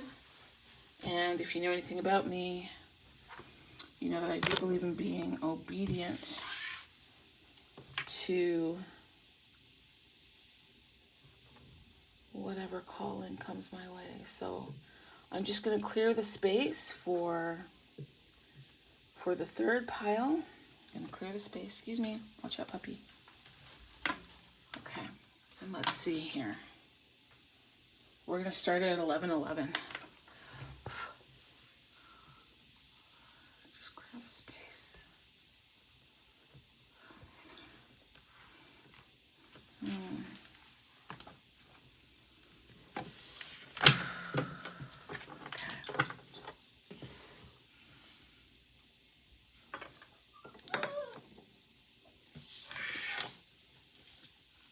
So let's see what pile 3 is about. This is Ava Duvernay. It says, figure out what you need to do to be the heroine of your own story. She's supposed to be a film writer and director. And I think she's the one that did that Netflix documentary about the 13th Amendment. So I did watch that. I probably watched it a couple years ago. Geez. Woo! that was disheartening. That was a disheartening documentary, but very truthful, very ripe, very raw. Yeah. So be the heroine. So the next card here is the Five of Wands. Hold on, let me move this out of the way. The Five of Wands. And then you have the Seven of Wands, which is so interesting that this was about the 13th Amendment. Essentially, I think, if I'm remembering correctly, it had to do with like the school to prison pipeline that was created by the US government, which is run by predominantly Caucasian people, and how they would intentionally segue, sideline, undermine people with brown and dark brown skin, dark skin, into the pipeline. But what we have here is, to me, when I look at this, there's this woman, and this feels like police. And geez, you know, when I look at this card, 1, 2, 3, 4, 5, 6, it's Seven of Wands. And I don't know if this is tear gas, like down there. I don't know what that is. But it also looks to me like she might have something. And they also have those shields, those police shields, that they often have when there is some kind of protest or something. And this Five of Wands has to do with conflict. Sometimes a conflict could be internal. It could also be a competition, you know, climbing the corporate ladder. It can be difficulty, strife. Sometimes when I see it, though, I do see it as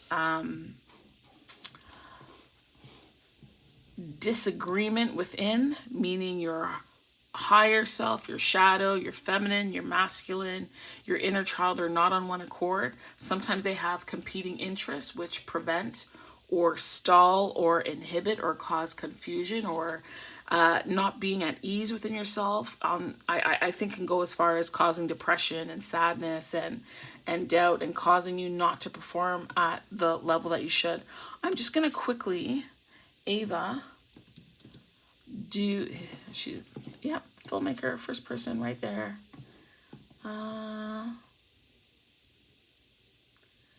NAACP award.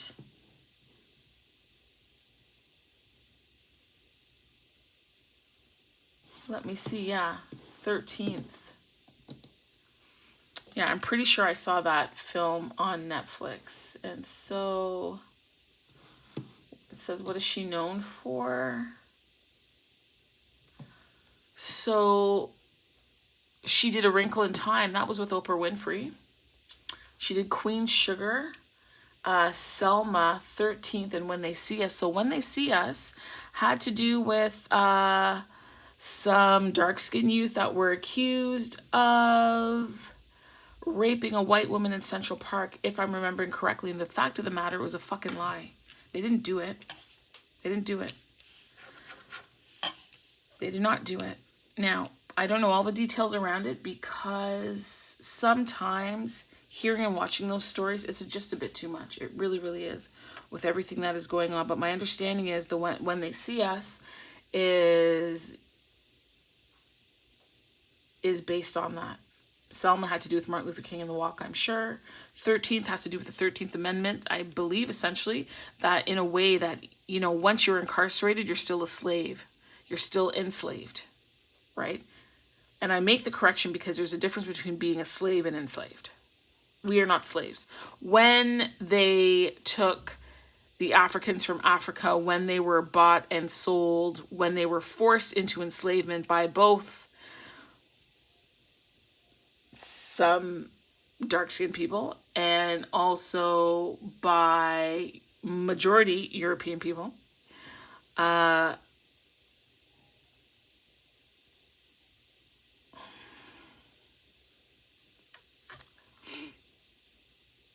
being forced to work for someone else is enslavement. But they weren't slaves When they came and they took them, it's because they were skilled laborers.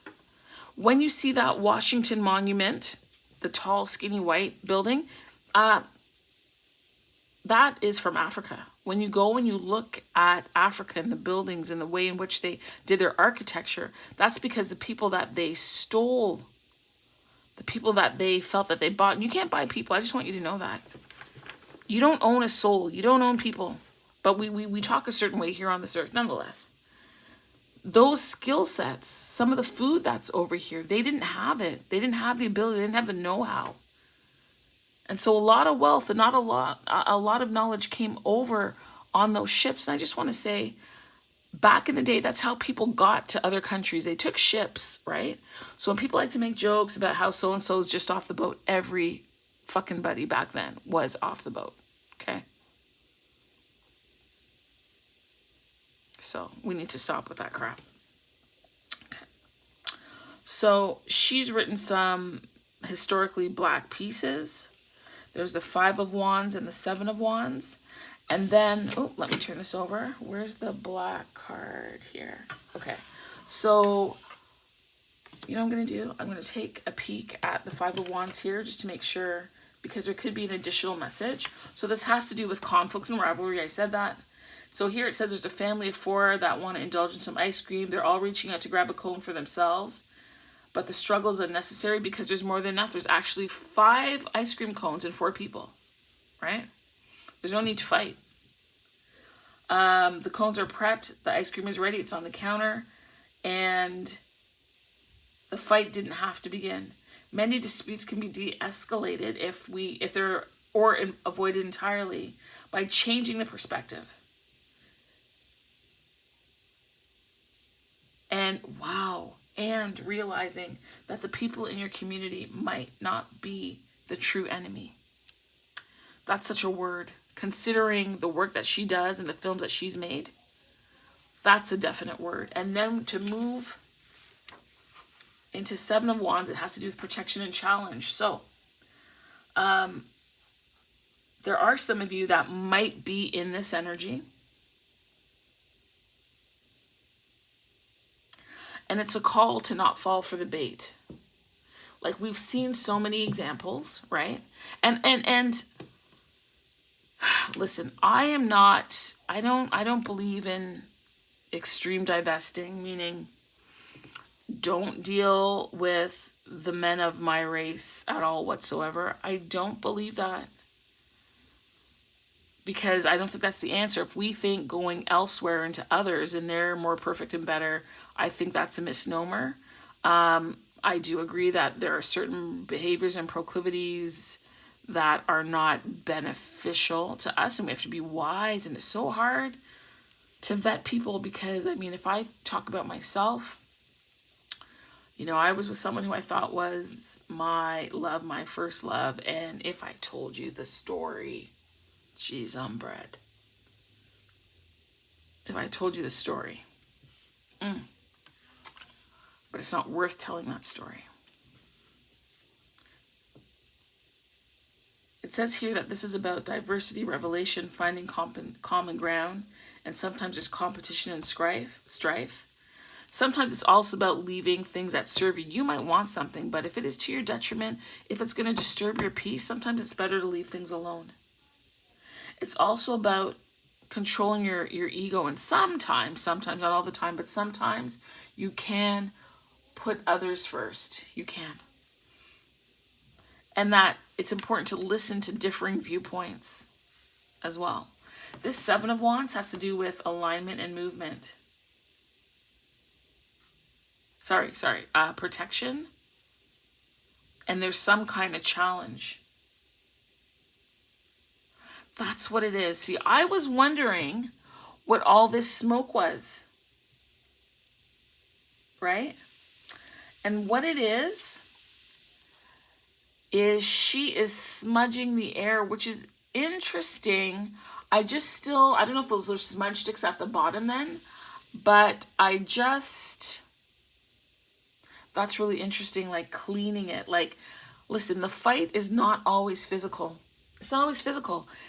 And as Black women, specifically black women, sure women, but specifically black women, spiritually, we can do such significant work through prayer, through meditation, through manifestation, more so powerfully than being on the front lines, because that's not where we are supposed to be. That is not our job. Women should not be the front line fighting a man's battle. Because although sometimes we do get snuffed out by the police, it's really not us.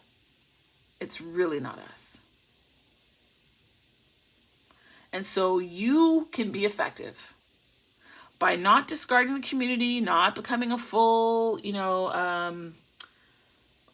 I don't know, like Hell's Angel of a divester, but you can pray. You can manifest. You can meditate. You can have honest and open discussions with your daughters and with your sons. Let your children see you praying. Let them see you crying out to God. Let them see you doing your part, or including them when something happens, that you say a prayer, that they hear you say a prayer out loud, that they hear and watch you meditating and asking for whatever it is that you're asking for. We set the example, and it's funny, there's so much strife here at the table, and the parents aren't even setting an example for the kid. All four of them are arguing over ice cream when there's 5 cones. So as the adults, we have to help the children and help them to lead. We have to lead them so that they can eventually lead.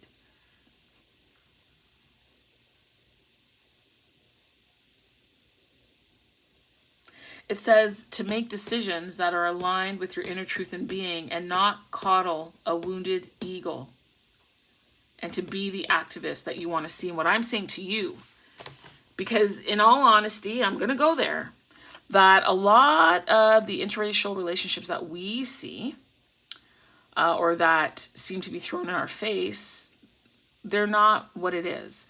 I think it's very rare to find an interracial relationship specifically, and I'm not talking, Chinese and Italian or whatever. That's not my lane. I'm not trying to go there. That's not my space. But when you happen to be a black man paired with a non-black woman, specifically, and even if you're not paired with a dark-skinned woman, they try and make it seem like it's the bee's knees. And you know what? I never really understood what that meant, bee's knees, but I'm saying it. So I would love it, actually, if someone wants to put in the comments what the bee's knees mean, because I don't even know bees had knees. I don't understand the saying. I don't.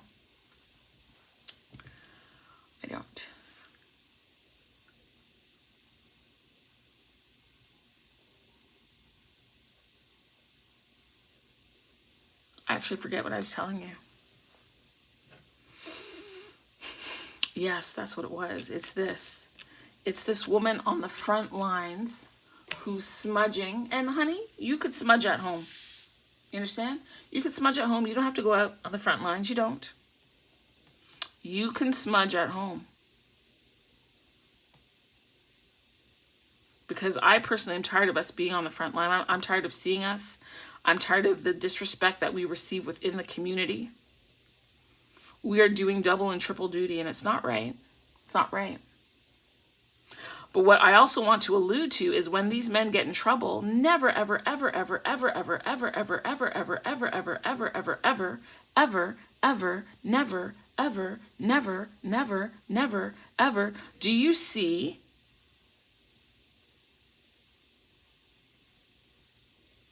the person they chose, you never see their preference, ever standing and talking out and raising money and helping the GoFundMe and singing in the church. And you never see them. They disappear off the scene quick, and go back to where they came from all the time. I have not seen one yet. If I want to be recent and it's not the same, Switch, whatever his name was, he did choose to leave the earth. And maybe in that situation, you hear from the preference. But you don't hear when they're murdered in the way that they're murdered, or whatever it is, whatever the takedown is, you never see them. They never come to the forefront. Their preferences never vow for them. But yet, you want to keep coming to the community, to black women, to assist and help. And that's where it's wrong, because if you had no respect for us in life, don't come checking for us in death. Sorry. I don't believe that.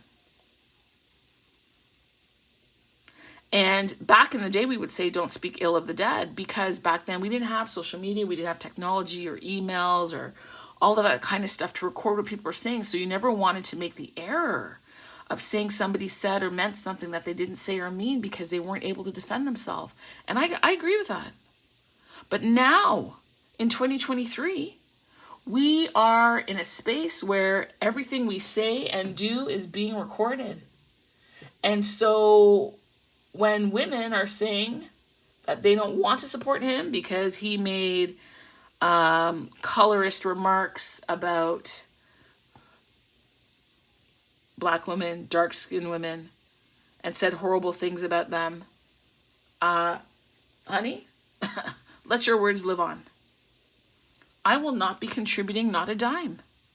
I knew when I heard that something happened to somebody, let me put it that way, I really didn't react. I'm like, wait, something is going to come out. There's going to be more to this story. More to the story. It's a shame what happened. It's not right. But again, don't expect me to run, or women like me to run to the defense of this. We need to be really careful about that. I'm not saying he deserved it. And this is one of the reasons why we need to be so careful. Karma is wicked. Karma is ridiculous. It's so important for us to measure our hearts and to not let things fester. Like forgiveness, I just want to let you know, is not a one-time thing. Sometimes you need to forgive somebody over and over and over and over so it doesn't build up in you. The sludge does not build up in you. Right? I love how this smells. This Palo Santo.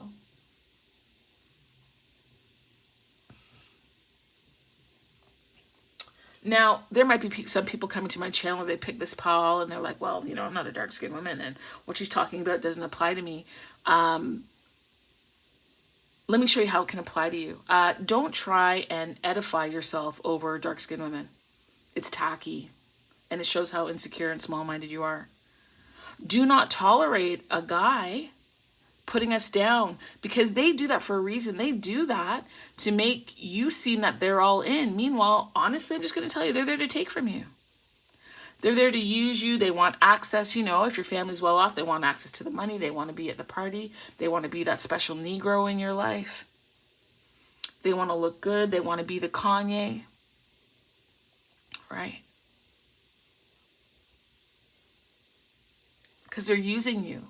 And so they do this and they put us down and they make fun of us and they insult us because they think that is the key to entrance. They think that is a requirement to be by your side. Now, whether it is or is not, you have to know. And some of you might not know what the game is, okay? But some of you do. And a lot of these boys have taken after their fathers who look after and took after Billy D. Williams, Sidney Poitier, right? You got Snoop Dogg with a dark wife, called black women and had them on chains, all sorts of names. And these guys who are making all this money have helped to bring such rampant destruction and hell upon us. Because it's not enough to say I'm divesting, I'm not with them, I don't care about the black men, because there are other men of other cultures that might also have no regard for you too. So be careful. The same way we don't think they should be edifying their preference, we should not then go edifying other cultures. I don't think it's right. Other races, not cultures, races. It's not right. You can appreciate them, you can appreciate what they do, but you don't have to go bashing and you don't have to go stereotyping. You don't. So this is very interesting that the work that she does, and maybe this is a message for someone like that, right? If you're always running around trying to defend and help black men, and they are disrespectful to you and your counterpart and women who are darker skinned than this, be mindful.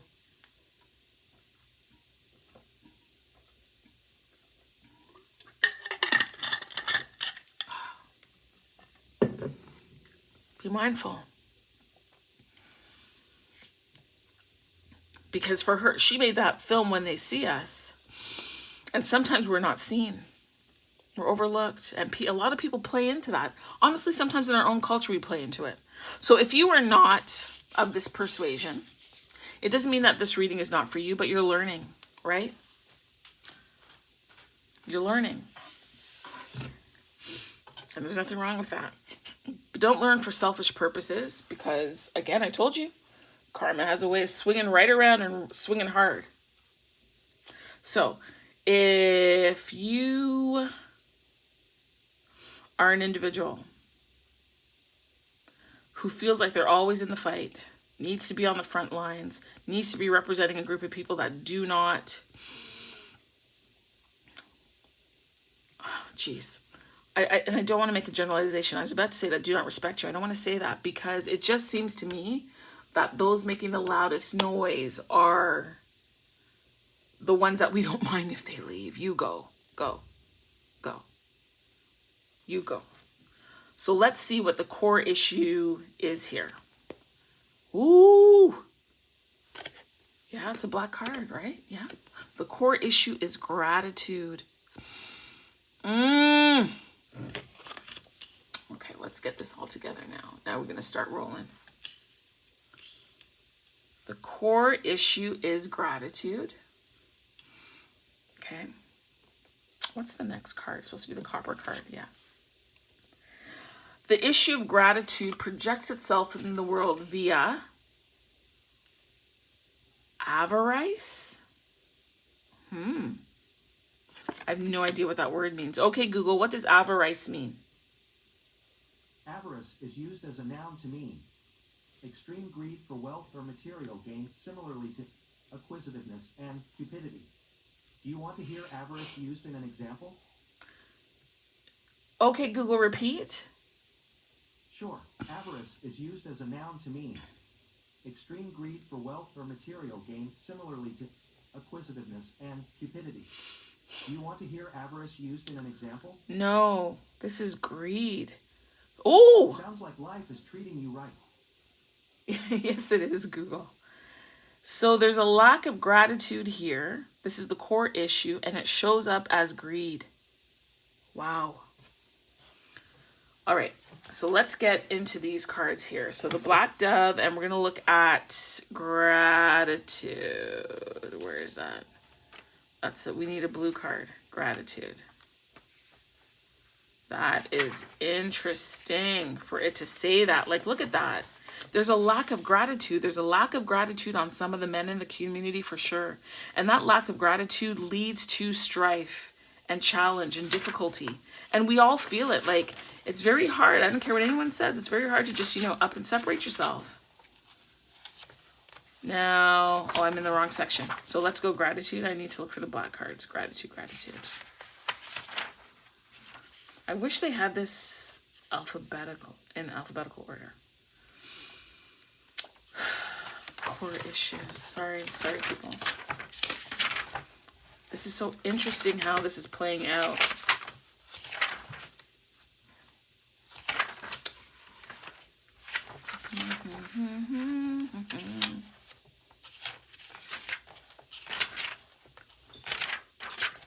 Come on.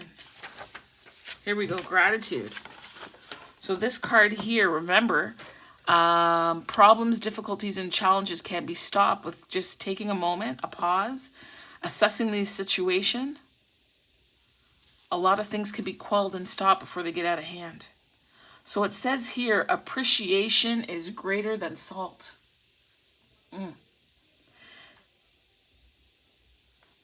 The pear symbolizes diligent effort and enlightenment. The oxen, I don't know if you could see that. You know what?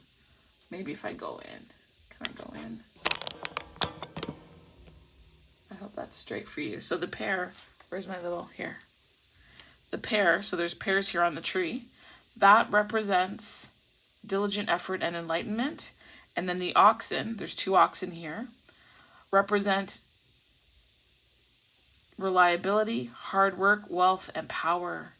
The wheel represents the ever-changing nature of fate and fortune. Enlightenment comes from hard work and harvesting of information and the knowledge and gratitude for what has been harvested and how it came to be. That card is saying so much. It is saying so much.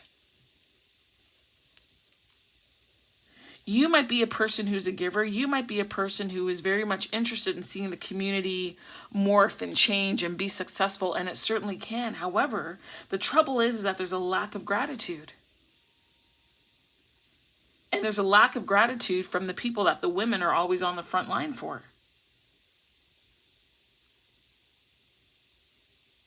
It is in my experience, I really haven't had or at least perhaps I don't know all the stories, but I really haven't had a lot of loser older men in my family. I just haven't. These are men who are family guys, happy to have their wives, their children. They work hard. They hold down the job. They're very protective.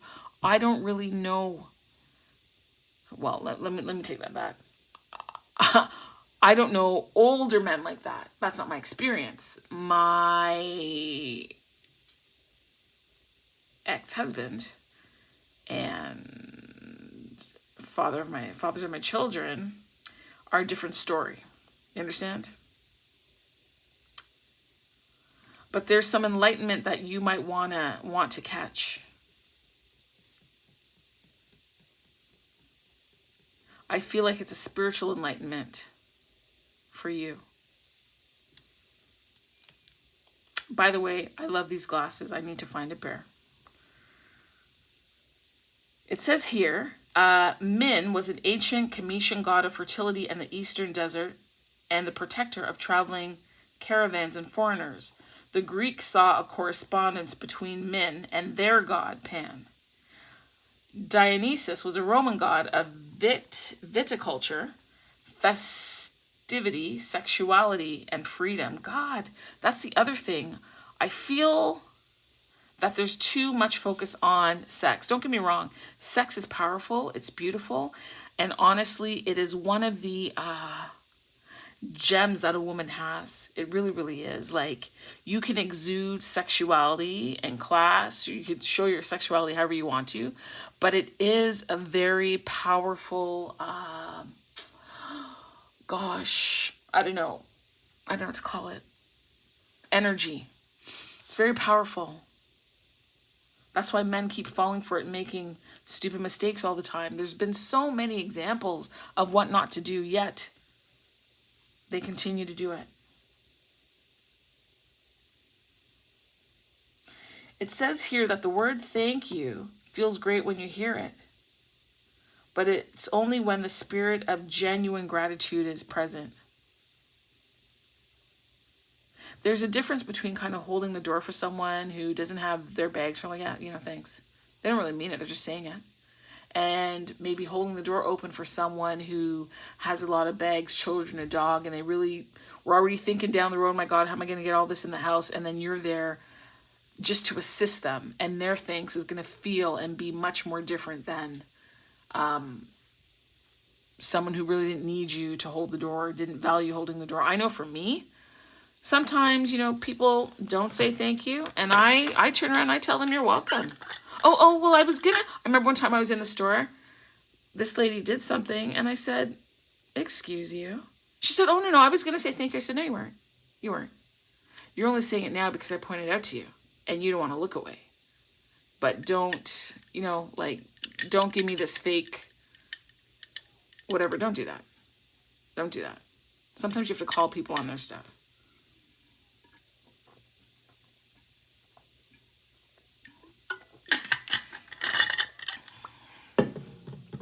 All right. I'm really thirsty today. I don't know why. So we all know, see, it says we all know when gratitude is listlessly or dully expressed. It feels like a great insult. Yes, because it's clear that no matter what assistance was provided, it was underappreciated.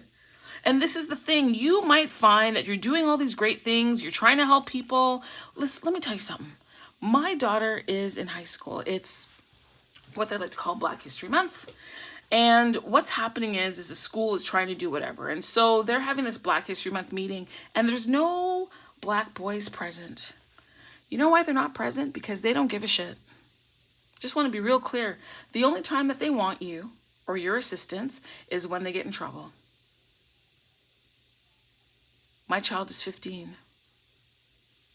I've already prepared her for this kind of little reality here. I pray and hope that she finds someone who is a good counterpart for her. First and foremost, someone that loves her, cares for her, is genuinely interested in her. I can also tell you that my daughter, there's a guy at school, and he's nice to her, and he happens to be a white guy, and she gets put down so much from people in the black community. Listen, would I love my daughter to be with listen, she just can't be with any black guy. You got to be quality. I am not raising trash. My kids rock, and I won't take anything less than that for them. And so first and foremost, it has to be with someone who definitely cares about her and wants good for her and is interested in her as a person, and not as some video vixen or some call you late at night, whatever, or there's a whole bunch of things. I could tell you stories about the things that she's told me that goes on in her school, but I want to say it in case, one of her friends comes across and blah, blah, blah, right? But these black people, I have to say, they're horrible to her. They're horrible to her.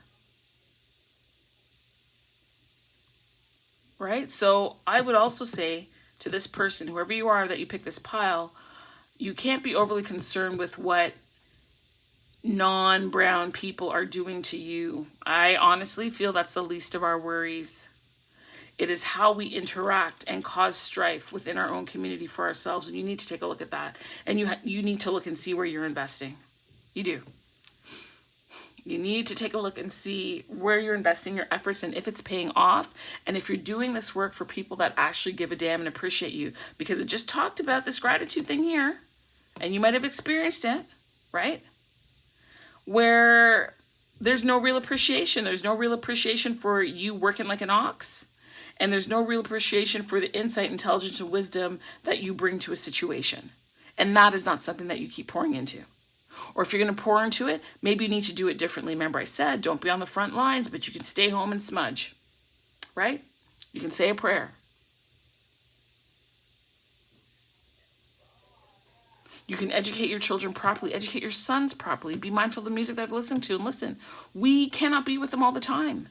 I am in a situation because I am self-employed. I have my own business.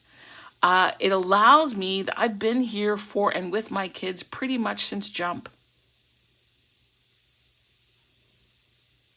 It's a good probably 14 years that I have been a mom who's been available. I'm not going to say that everybody can't do that, but we can find a way to craft our lives accordingly. For the most part, on very rare occasions, I'm here in the morning when they need to get up, getting them ready, they're at the door, and I'm here when they come home.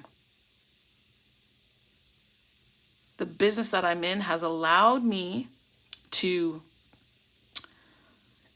That business is like it's my husband. It's my husband. It allows me to be the mom that I need and want to be. And when I get paid from that job, from that work, it's substantial that it carries me for a long time. And I'm thankful for that. But you, ma'am, need to be mindful of those who don't appreciate your efforts and cause you strife and difficulty. You, ma'am, need to learn to rest in your femininity and not be on the front lines. And I don't want to say it's not our fight. I think that's the wrong approach. It is our fight. They're connected to us. Our sons and daughters will have to deal with these people in the community. We have to deal with them in the community. We do. As much as sometimes we want to detach from them, I don't think we can. And I think it's unrealistic to think that you can. And when I say unrealistic to detach, I mean fully detached, fully divested. Because then where you're going, who are you going to be with? You're going to be with the people that help to cause these problems in the community. But then again, it's not all their fault. Because you have some people that just have a proclivity or a desire to do things wrong, system or not. And you steady working for people that don't give a shite. They don't care. And the only time that you have worked to them is when you can help them because they've gotten themselves into a bind. That is a no. That's a no. With regards to gratitude, it says that we are grateful for every good thing that happens to us, no matter how small And you need to make it a practice to purposely seek something, anything, to be grateful for in challenging situations. And then this way, life won't be such a grind for you. Because I believe you have a genuine heart. You want to see good things come about. And that's beautiful. You want to get the word out. You want to educate people. But listen, you got to throw your seeds on good soil. You can't be throwing your seeds on bad soil and expecting a return. That's foolishness. You have to put your seeds in good ground so that they can grow like this tree. You know who's grateful for this tree? The birds that can have shade. The insects that get to eat off of it. The squirrels that get to crawl up and down. You understand? There's so much gratitude there for the work that you've done. The laborer who's running the oxen that gets paid. There's so much gratitude, so much effort that goes into this. So to have to do all this, to get nothing but 5 and 7 of wands from people, you need to rethink how you're investing and for who and under what circumstance you will do it, okay?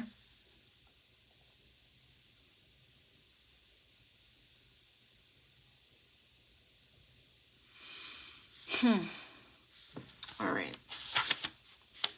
I think that's enough.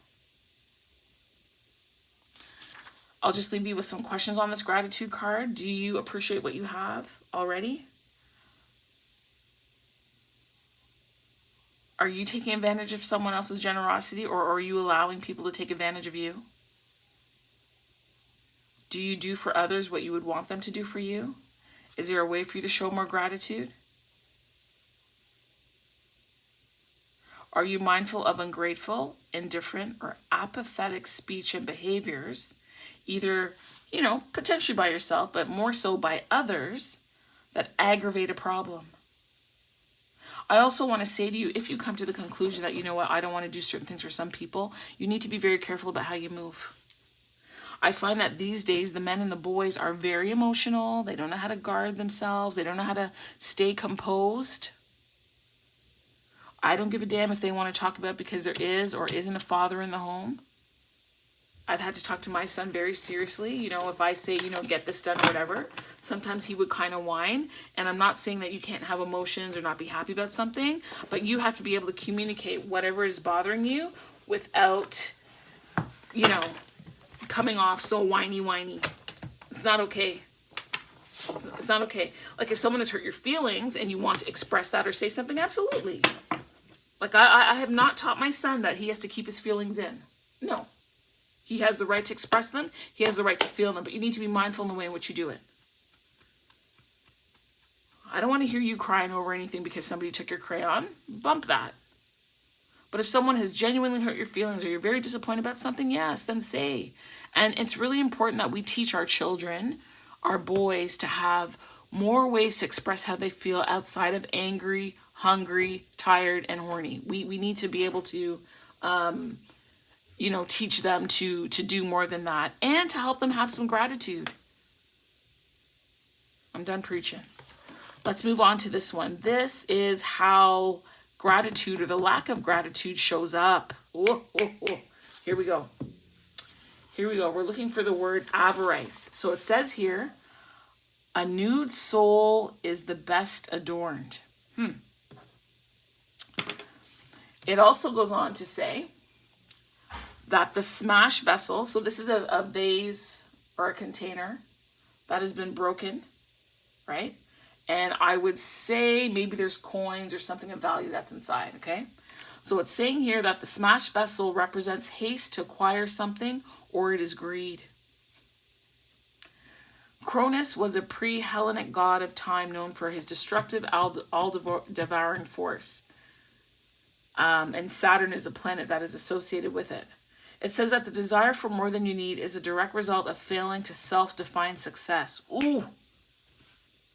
Instead, we erroneously seek to apply pre-packaged definitions and ideals of love, romance, wealth, health, happiness. even if as individuals we require less than what we are told by external forces we should want. Understand? That's a lack of gratitude. Part of the reason that we have the problem that we have is, back in the day, you couldn't step on somebody's running shoes. They were beating your ass down for doing that. That's because they're coming from a mindset of loss or lack. And I understand that some people really are in that position. Some people really don't have much. Yes, I understand. But in a lot of situations and circumstances, it is greed. It is a place of feeling less than and unworthy and comparing yourself to the Joneses that make people act out this way, which impedes their ability to be thankful and encourages and fosters this 5 of Wands, 7 of Wands, conflict, disagreement, challenge energy. Okay?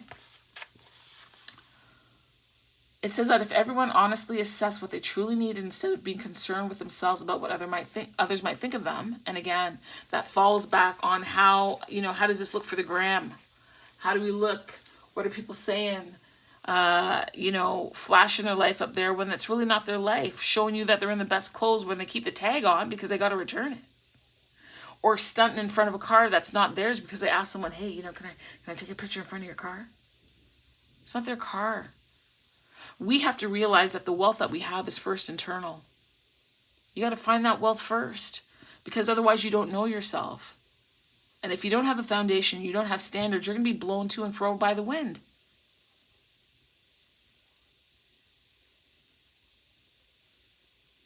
And doing that will leave you exhausted, frustrated, feeling exploited.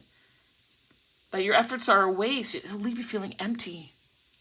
This jug is broken, open, and empty. And that is some of the souls in the community. They're broken, they're open, and they're empty. And if there's anything in them, sometimes it's just trash. It's not beneficial.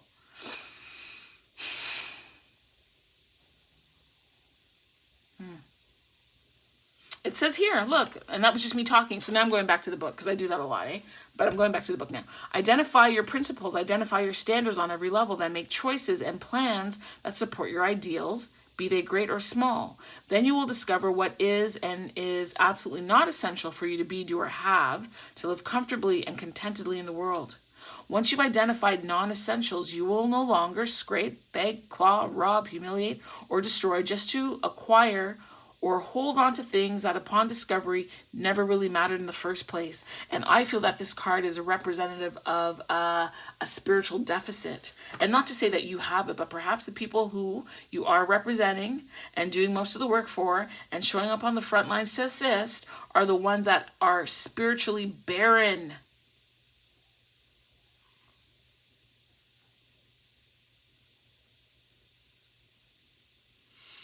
You also have to ask yourself why you're doing it and what does it fill in you? What is the need that it fills, especially if you're not seeing the fruits of your labor?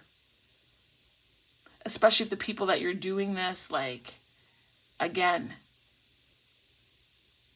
Selma 13th, when they see us, because they don't see you. They see the benefits of what you're doing, and they still don't even have the wit to be grateful for it. Because if we ain't doing it, ain't nobody doing it for them. Truth. So it says here, when this card shows up, it's a warning that you might be seeking more than what is necessary to be satisfied. You are advised to realign with what is most important to you and make sure your beliefs, ways, and actions reflect that. This card might be a warning you against imposing your principles or standards on someone else. Respect the fact that their needs might be different from yours. And they're allowed to have different needs, but what they're not allowed to do is cause you unnecessary strife and pain and take you down. And there's this saying that hurting people hurt people. I get that hurt people. I get it. But don't you damn well hurt me. You got to go figure out your stuff. You do. You got to make the effort. I got to see you making the effort. You can't be mean, rude, disrespectful. And then when you get in a pinch, all of a sudden you expect that I'm going to slide in, on my broom, my magic carpet, whatever it is, and handle the situation for you to go right back to disrespect and to uplift your preference when they never show up for you. Never. Never in the history have I seen that yet. Not yet. They're never there. They're happy to make the mixed race babies. They're happy to put the videos and insult black women. They're happy to be, you know, quiet and ride on your back while you insult us, and they're smiling in the camera. They're happy to do all that. But when the, I don't know, the shit hits the sidewalk or the shit hits the fan or whatever the saying is, poof, they're gone. Like Casper. You can't find them. Let us move on.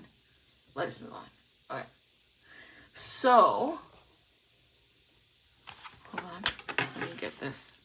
I want to make sure this is in frame so you're seeing everything. And so the question is now, this is the core issue. This is how it's projected, right? So there's a lack of gratitude. It's projected in this fashion. And then there's going to be two action steps that you need to take. One is more internal and one is external. So the internal card is the blue one. And it's saying that, analysis. I don't even have to get into this. Analysis is very clear. You have to analyze the situation. I essentially just finished talking about analyzing where you're investing yourself, okay? So that is the internal work that you're going to do. And then this one is the external action. And the action is to play. To play. I almost feel like that's a bit of like lightening your load. Like you can't take on everything. You can't solve everything for everybody. Like there's something to be said for resting in your femininity. There's something to be said for letting sometimes other people fight their own battle. You don't have to be in the front lines. You're not to be there with your children when you could be at home having a good meal, taking care of them, spending time together as a family. No. Because they're not going to go out and march for you. And I don't even think, to be very honest, marching is not effective. Marching was the days of Selma. We got to find a different way to do things. You boycott. You don't buy the money. And I'm not just talking about people who are from a different race. If even inside the race, you're playing the fool, we don't support you either. And you don't come off that list. You stay there so that you think twice about the way that you're moving and the way in which you're affecting the community. No. Absolutely not. Absolutely not. Wow. That was a lot. I gotta say, that was a lot. Let me put this one here. That was a lot. Now, there might be something that prevents you from taking a harder stance or to remove or draw back some of the support that you're providing. So let's take a look and see what that block might very well be for you, okay? So this is my blind spot deck. Let me tell you, this deck, woo! This deck brings the heat and really forces you to look at yourself. So here it is. This is the blind spot deck, okay? Now, okay, there's all these symbols. I don't know what any of them mean by looking at them. It came to the author, the creator of this deck, through her dream space. So what I am going to do is I'm going to find a card that might assist you or make you more aware of something that is allowing you or preventing you or keeping you in the situation, okay? Like, let's see what... Oh. Okay, God, if you could please provide the right card that speaks to... Oh, there it is. It's already here. Speaks to the gratitude, the avarice, analysis, and play. Okay, this is card number 36. So let's get the book, because I have no idea what that is. 36 is... Oh, woo! Negative reinforcement pattern. Damn it.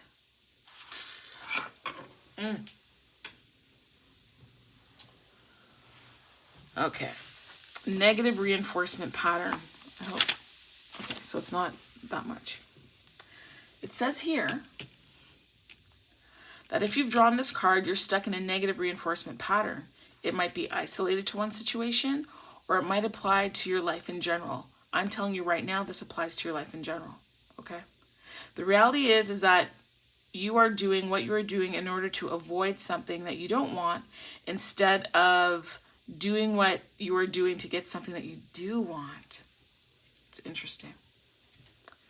Because sometimes we have personal motivations, right? That propel us to be, do, have, act in a certain manner in order to get something. And so if you are that community activist, nothing wrong with it. God bless your heart. You're doing important work. But you might want to assess why you're doing it or the way in which you're going after it and what your real motivation is. It says in sport, coaches are well aware that athletes want to win and they don't want to lose. But some are motivated to win so as not to lose. You understand? Like athletes, I'm going to say it again. Athletes don't want to lose, right? And so coaches know that athletes want to win and none of them want to lose. But some are motivated to win so that they don't lose. Their athletic career, which is usually not very successful, is motivated by avoidance. So if I can try and liken it to the situation, if you are, let's say, an activist in the community, maybe you're very pro-black and ignoring some of the things that are going on, you're doing all this work because you want to be seen a certain way, you don't want to lose it. That might not be the motivation or the angle that you want to take. Oh yeah, okay. Okay, Google, set a timer for 15 minutes, please. Second timer for 15 minutes. Okay. Starting now. Stop. Stop. Okay. Where was I? Yeah, so if you're doing it that way, if you're doing it to avoid a negative consequence, that's not the way, and perhaps that's why you're running into people who are not grateful, and there's loss and strife and difficulty. You understand what I'm saying? Whereas if you went after it in a different way, which I mentioned earlier, maybe you invest in the people that actually really want to do well. And you don't do for all, but you do for the ones that show you that it's important to you. Listen, everybody can't come. Everybody cannot come. The Israelites circled the desert 40 years and nights so that the old ones, the ones that were not useful, the ones that were problematic, they died off in the desert. And the ones that were meant to go to the promised land went. Do you understand me? Not everybody can come to the promised land. So if it is that you're motivated by trying to get everybody to the promised land, that might be problematic. You need to use your discernment for who is meant to come and who you're meant to pour in and who is good seed, which requires analysis. And then it won't make the job so difficult.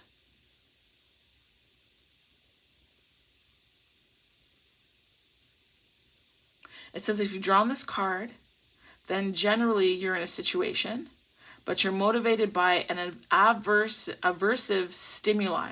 You have a tendency to avoid the source of any averse stimulus, even if that source would benefit you. Running away from the potential painful circumstances and doing things simply to avoid consequences is exhausting and leads to resentment. And you might be feeling a bit resentful at this point. You might be. If you're dealing with people that are not grateful and operate with a spirit of avarice, and they're combative and full of conflicting challenges and all that kind of stuff, and they're not concerned about you and they're only concerned about self, yeah, you're going to be damn well tired and resentful. It says it's the exact opposite of seeking pleasure. Like, wouldn't this work be more pleasurable if you did for people that really appreciated it, as opposed to the ones that don't?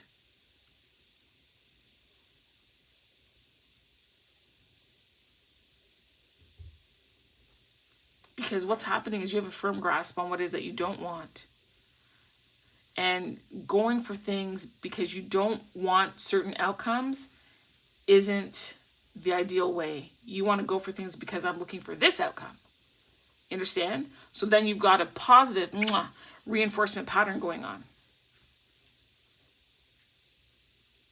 It says emotion functions like a compass pointing you through life. It is in the scenario that you are not following your compass north. You're simply avoiding going south, which leaves 7 other directions open for you to follow. If you've drawn this card, you're to ask yourself, what is it that I want? In this situation, stop doing the things that you don't want to do that are nothing more than a way to avoid negative consequences. Because when you go to it to avoid negative consequences, all that's happening is that negative consequences are coming. Yeah? You need to wrap it? Okay.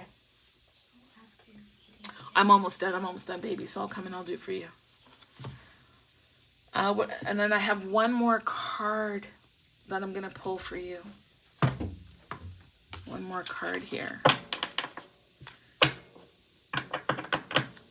God, if you could provide a card that would really tie this in beautifully for the viewer. Oh, that's a lot. Tie this in for the viewers so that they understand this one here. Yeah. What is this? This says Asaka. It's the star of Venus. Chasaka, number 20. And you know, it's funny, it's 20, that's 10-10, that's like a double ending. Huh. The star of Venus. I don't know, I feel like that's a wish fulfillment.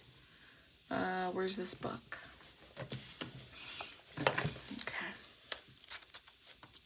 20. Hold on. Oh.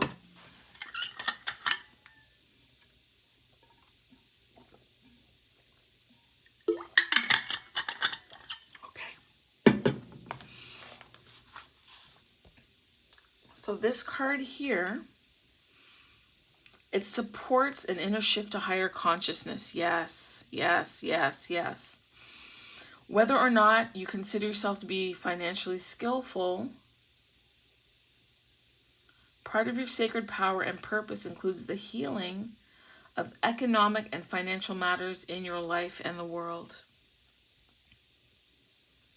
And I feel that a lot of your work is for people that you feel that have been disenfranchised economically, taken advantage of, perhaps some of the poorer individuals within our community. It says here that you are meant to experience abundance. Where am I? You're meant to experience abundance, creating and sharing prosperity from a place of inner spiritual security. A healing liberation from poverty consciousness allows the universe to work through you more easily without the obstruction of negative conditioning. And didn't we say this was negative pattern reinforcement here? So it's saying here that a financial healing is indicated. To let go of fear and trust unconditionally that you're being supported. And I feel like we can translate this into let go of the fear of something happening, because these things are going to happen. Part of it is human nature. Part of it is the spiritual work of the skin that we embody and our soul's purpose and intention. And you, one person, can't necessarily stop that. But there's a call here to remove negative pattern enforcement, either way that you look at it. Remove negative pattern enforcement and the conditioning. And you, even though you mean well, might be continuing to condition these people to be ungrateful and remain difficult and be users. And as much as you feel that you are doing work that is meant to combat that, you are actually reinforcing it, which will prove to be problematic.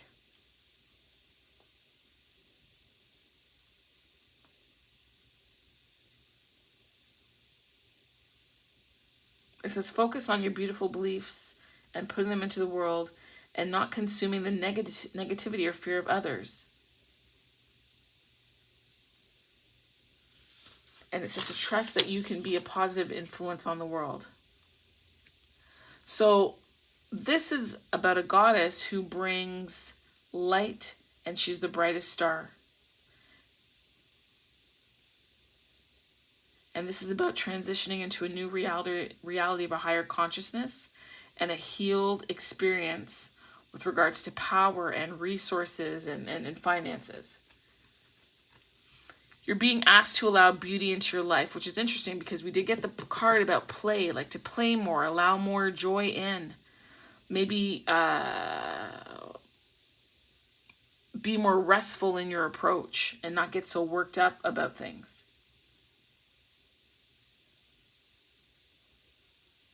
It says to trust that the universe will provide you with all that you need. and consult your heart on how you should utilize that resource with wisdom. Trust that the universe knows what it's doing, and all the concerns can be resolved with a loving higher intelligence.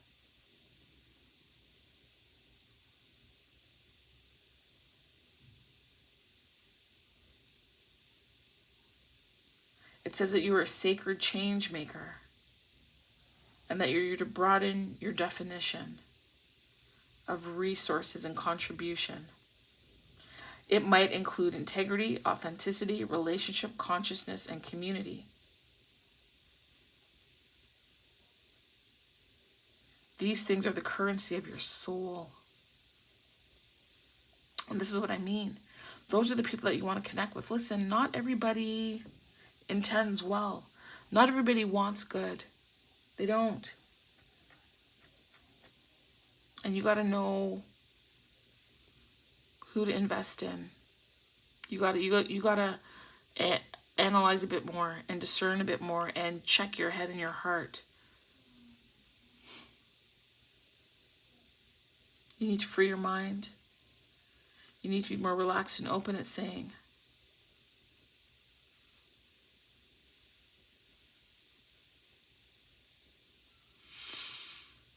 And that there's a wound that creates selfishness, ignorance, jealousy, and greed.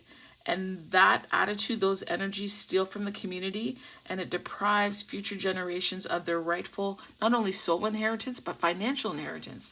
You got to keep fighting, whatever it is. These police here, it's not just the police system, it's institutions, it's schooling, it's the medical system, whatever all those talking points are from the manosphere dudes, fine, it's true.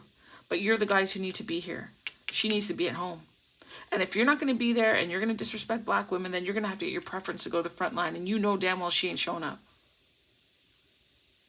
So you better move and choose wisely. I'm not saying choose us. If you find someone that you honestly, genuinely love and it's real, most of the time it's not. Most of the time it's for a show.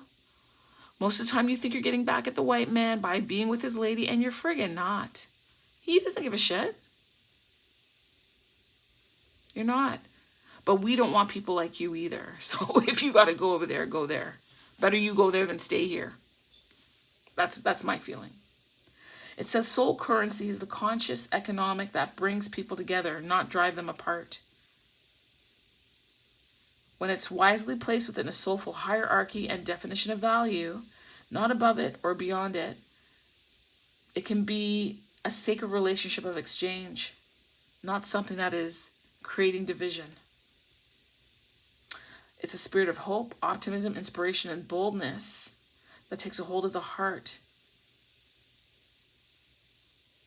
It is good spiritual food. Wow. That's lovely. And I'll give you the healing prayer here. It says that I give thanks for the abundance of grace available for all beings. I open my heart to let go of diminishing beliefs and interpretations of events. I no longer carry fear in my heart. My heart is filled with trust and peace. I give thanks for divine intervention, innovation, and blessing on behalf of all beings in all matters of economics. Great Spirit of love, please guide, assist me, and protect each one of us in all worldly matters. With your left hand and your palm facing upwards, you will say, by the evening star, I will now give all matters of concern to the great beloved Spirit, that they are held in your hand and resolved by your grace. And you're to keep your hand out until it feels light. And then you're going to take your right hand and say, by the morning star, the great beloved Spirit now gifts me with all I need for divine fulfillment, for the overflowing of divine grace into this world, so that the love will flourish through all beings. Then you will clasp your hands in prayer and you close. These were 3 very different readings, like so super interesting to me, so super interesting. I look forward to doing this again, and I like using these archetypes, actually. I do like that. Now, I have to say, for those of you who do not feel that you're dark skin or fall into the realm, sometimes the message is for you, sometimes it's not, right? I will continue to have general messages, but I'm just saying that there will be times when if something strikes me that needs to be said or pointed out for us, then I'm going to do it, right? And I have to be honest, if it is that you decide, well, I don't like this, I don't want this, I don't care, then maybe you are part of the problem. You're not a real ally, right? I'm going to say it. Take it as you will. So wow, just wow with this. I don't even know. This must be like what? Maybe 3 hours of reading? Next time I think I'll do it live. But I do, as you can see, get a lot of interruptions and such, but it's okay. I am a mom. I'm running a business. This is my life. I am trying to put it all together.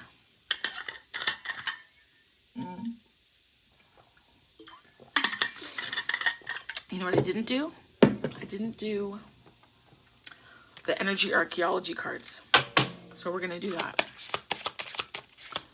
Can I please get a card to close this reading that talks about how this energy is showing up in the bones of the individual who chose this pile? How I need a card that encapsulates this reading. Okay, Google, stop. Whoa, okay.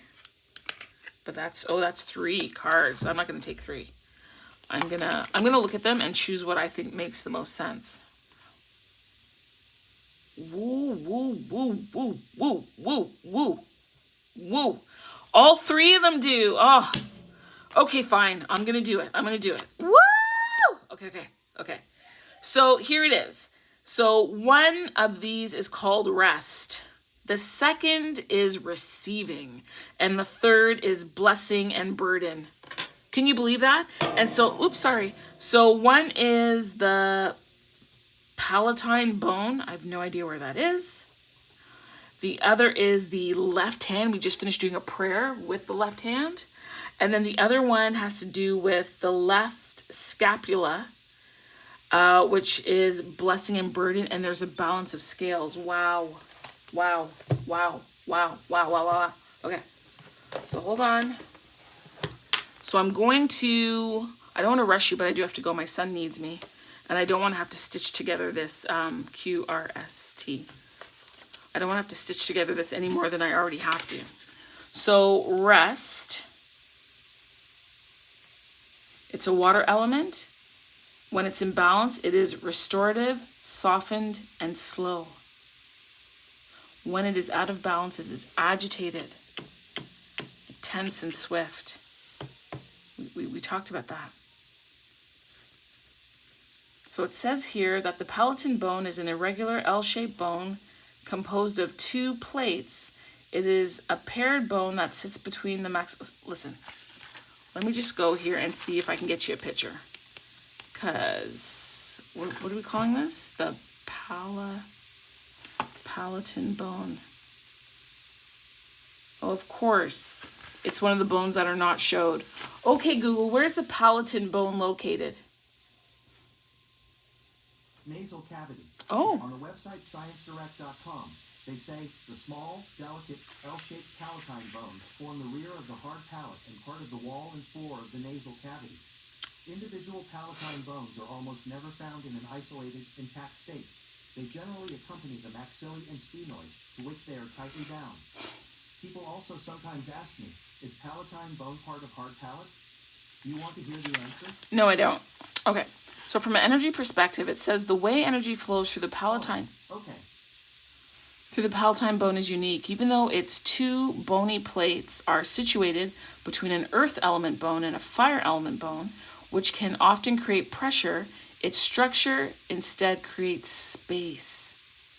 As a water element bone, its role is to filter and flow, but it does so in a way that reminds us that slow movement is still movement. It's okay to pull back. It's okay to reassess and go in a different direction. I love that it's talking about water because there's a pool here, by the way.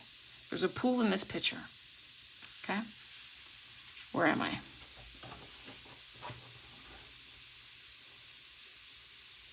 The pace and energy of the palatal bone doesn't take cues from other bones it interfaces with. Instead, these plates rest quietly in their own energy. Rest. Told you already. The palatal provides a place to slow down and rest, reminding you that in order to dictate the flow of energy, you need to be firmly in yours. Because I feel that maybe you are someone who is reactive. Something happens in the community, you're running. Like you're doing your work quietly, but you really ramp up. You really go. You really get charged when there's an issue. And you got to dial that back, baby. For your own good. For your own good. It says, rest, my dear. Let the swiftness of your tongue soften and be held. Let it gently relax to the roof of your mouth and find solace in the words it doesn't have to speak. Let quiet wrap around this dark cocoon and the comfort of deep rest sink into your bones. There is nothing to do that cannot be paused. Listen. No false urgency that cannot be seen for what it is. Analysis. It can all stop spinning for a moment. With gratitude. You can close yourself to the outside for a while and nourish your own rhythms. Here you can find the pulse of your life. You cannot override your need for rest for the sake of the unslowing world around you. The environment you're in will not stop and give you permission. Give yourself permission and trust in your body's knowingness. The outside world will take care of itself. Did you hear that? The outside world will take care of itself. In this state of deep rest, a pearl of wisdom begins to develop, only found when you rest in the purest of intentions. When you take care of yourself and your rhythm, your magic to the world has a chance to grow. This tree, gratitude. When you're restored and ready to open again, it will overflow. Do you understand? And so you're spending so much time doing in the community and giving that it's time for you to start receiving. Some people owe you your flowers, man. And I know I'm not doing this because no. But gratitude needs to be shown. Honor needs to be shown. And because you're not taking the time to pull back, you're actually teaching people how to treat you. And you are assisting and reinforcing negative patterns and negative conditioning. So sometimes the best way to help is to not help. Because you have to help and pour into yourself.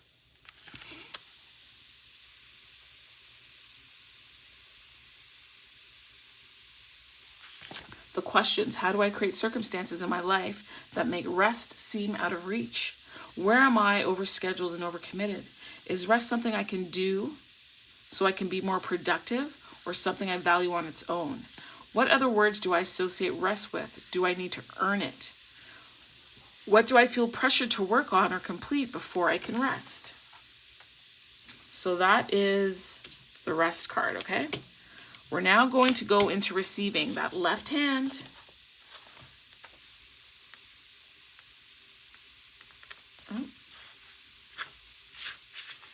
Okay, receiving.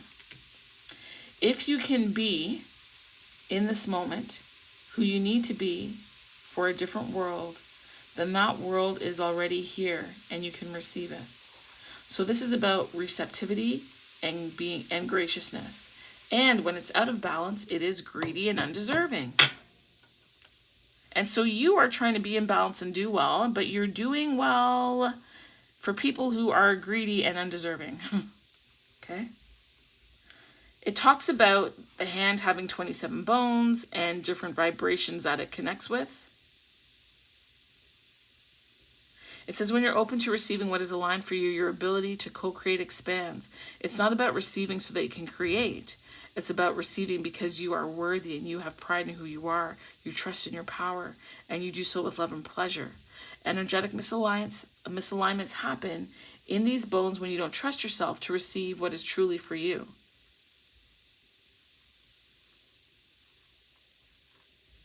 It says that you're a powerful creator who can magnetize absolutely anything. But when you call in resources and relationships in a way that you haven't yet embodied, they slip through your fingers. What do you want to do in your life or in the world that isn't here yet? Find those seeds. We talked about seeds, right? Find those seeds within you and nurture them until they grow from your very foundation.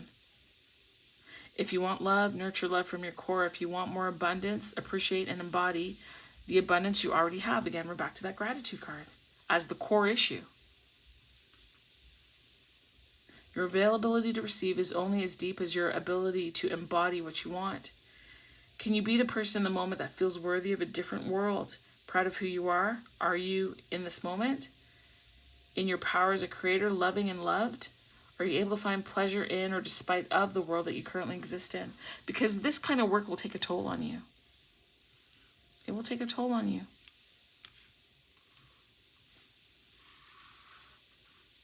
It says, if what you desire is yours and it will move into your fingers, it will change the pulse of your life and move into co-creation with you, integrating through your arm. It will come into your life because it is already a part of your life. And that you should be receiving it with joy. I get the feeling you're a doer. You do for all sorts of people. The question here is, how do you feel about receiving money, love, compliments, food, help? What do I consistently call in to try to manifest that I haven't received? Am I willing to do what it takes to hold a new energy and feeling as true before it shows up in my external world? And how will you go about doing that? And the last one, and the one that I feel that is most important, is blessings and burden. Because honestly, you have been endowed with great, wonderful gifts. You have. And to whom much is given, much is expected. I want to let you know there's nothing wrong with pulling back. There's nothing wrong with feeding and nourishing yourself. There's nothing wrong with changing course. There's nothing wrong with changing your standards or who it is that you wish to serve in the manner in which you want to serve them. So it says here, when you're in balance, it is understanding and empathy, which is beautiful. But when you're out of balance, it is put upon you, you become a martyr, and you become stuck.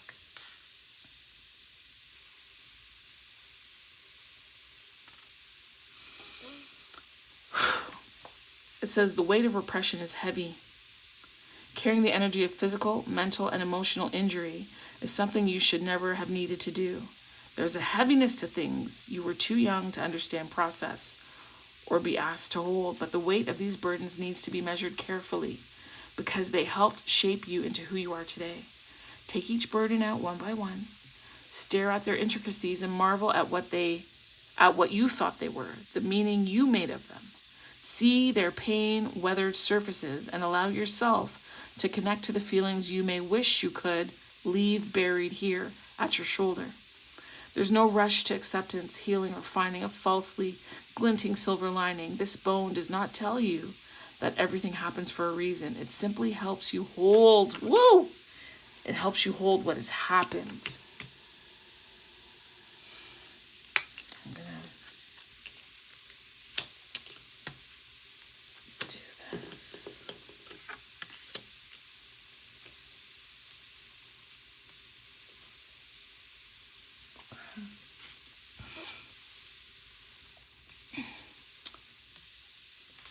It says here that your shoulder, your scapula carries an emotional weight. And this might be where your inner child wounds and your traumas reside. And that your scapula records the events and feelings that you weren't able to emotionally or neurobiologically process and release. And they're stored there until you're old enough and far enough along in your healing journey to heal them. And that these stored frequencies repress your inner child. They tap down your childlike joy and wonder.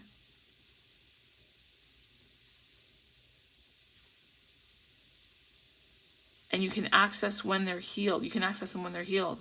The energies at the scapula ask you to caretake, to nurture, to reparent yourself in the ways that you needed, but did not receive when you were young. And it's funny because we have this left hand about receiving. And so maybe you were taught to give, which is why you give. But that giving has also become a burden on you.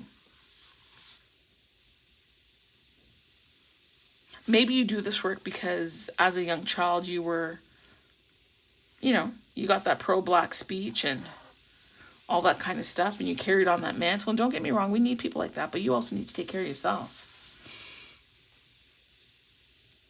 It says here, the truth is the blessing. Your truth is the blessing. The courage to own your specific and unique pain, and yet understand that it doesn't mean anything about you. It's a gift you give to yourself and a freedom you let loose upon the world.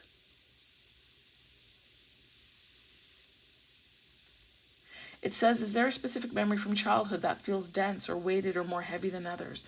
Or does your work, does your activism, right? Does your stance and your position within the community make you feel weighted down? What would you say to yourself? What kind of comfort would you give yourself or your inner child or where you are right now, if you could? Is there a pattern that perhaps developed from this memory or maybe even earlier? And how was that pattern? And it's funny that we're talking about patterns here, right? Negatively reinforced patterns and conditioning patterns. How have those patterns continued in your life today? And how will you be able to forgive yourself and be gentle with yourself before perpetuating more and more of this story, or perpetuating and showing people how to not necessarily have all the regard that they have to have for you? You're going to do it by learning to receive, by resting and playing. Those are your mandates. I want you to find 3 things. One way that you can rest, or a time in the day when you can rest. And I don't mean bad time, outside of bad time. I want you to find a way that you can receive and have people do things for you. Or if you're receiving a compliment, that you accept it. I used to have a hard time receiving compliments. Oh, you're beautiful, whatever. Okay, yeah, sure, fine. Oh, whatever, don't you see this pimple on my face? No, honey. You see me now? Compliment me, yes. Don't stop. And it's not pride or ego. I'm coming, baby. He comes to the door like this. I'm coming, honey. Do you know where the Band-Aid thing is? No? Okay, I'm coming. I'm finished. I'm wrapping up. What are they saying? But what you need to do is rest, receive, and play. Make space in your life, in your world for play, for joy, for happiness. Not connected to some of the people that might not be appreciative of what you do or expect that you are the one who has to do it. No. Nope. You are the star of Venus. You are the star of Venus. And by taking some time away, right? To not do all this heavy work, this heavy lifting that they themselves are not willing to do, is not beneficial to you in the long run. It dims your light. Don't forget to analyze this thing and look at who you're pouring into, because while you're pouring into them, they're taking from you. No, darling. Blessing and a burden. This energetic work that you're doing is residing in your body. And we don't want any of that helping to make you ill. So the next time that there's a protest, let me tell you, listen, look. Let me show you how you do it. Let me show you what you do. So get no light.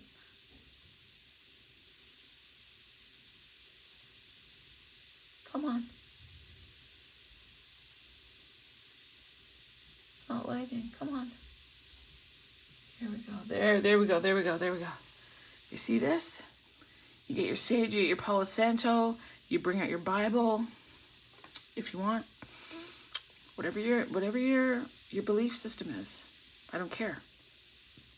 I mean, I don't want you worshiping the devil. Like, I'm not speaking to you if you're that person. I'm telling you, you bring it out. You bring it out, you sage, you pray, you ask God for guidance and protection over the people. This is powerful as well. This is powerful. We are manifestors. We are connected to the earth. We might have lost our way being born in Western culture or, in the Caribbean and coming over here, whatever the situation is, wherever you are. If you're a brown-skinned, dark-skinned person in London, England, in Australia, in Canada, in Botswana, anywhere in Africa, you understand what I'm saying? It doesn't matter. You are connected to the earth. You are connected to the earth. And so you can sit at home and you can pray and you can meditate and you can ask for healing. Honestly, you can. And I think we would make more change and get more done I don't care if we all got on a Zoom or several Zooms or several pods and did it that way. That would be way more effective than marching and standing on the front lines. It really, really would be. because this is a spiritual warfare. It's spiritual. Yeah, as above, so below. It's showing up in an earthly fashion, but this is spiritual, and we need to fight it spiritually. We all get together and start praying. You want to believe the world won't shift and the right people won't fall off and disappear and fall away? Oh, yes, they would. Oh, yes, they would. We bring a halt to this thing so fast you wouldn't know what to do. As a matter of fact, that's a thought. That is a thought. No more going out and protesting. I think protesting is a waste of time. Let me take that back. On the street, you know, with your signs and all that kind of stuff, don't do it. You protest differently. You petition God. You petition the spirits. You ask your ancestors. You rest in your femininity. You sit in peace. You care for your family when you're at home. You keep yourself bodied and looking good.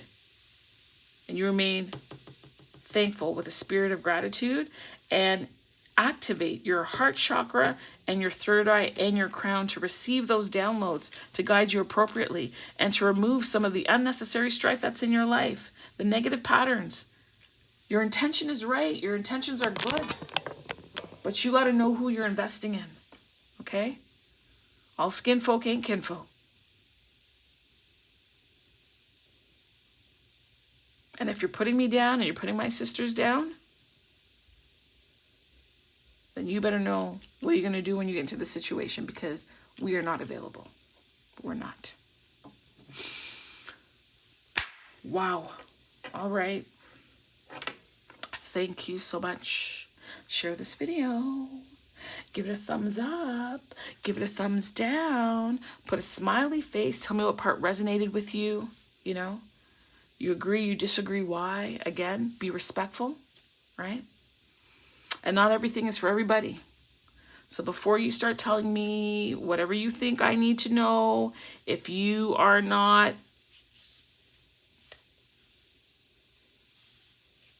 respectful and kind, because we're being respectful, kind, and honest here, you will get blocked so quick.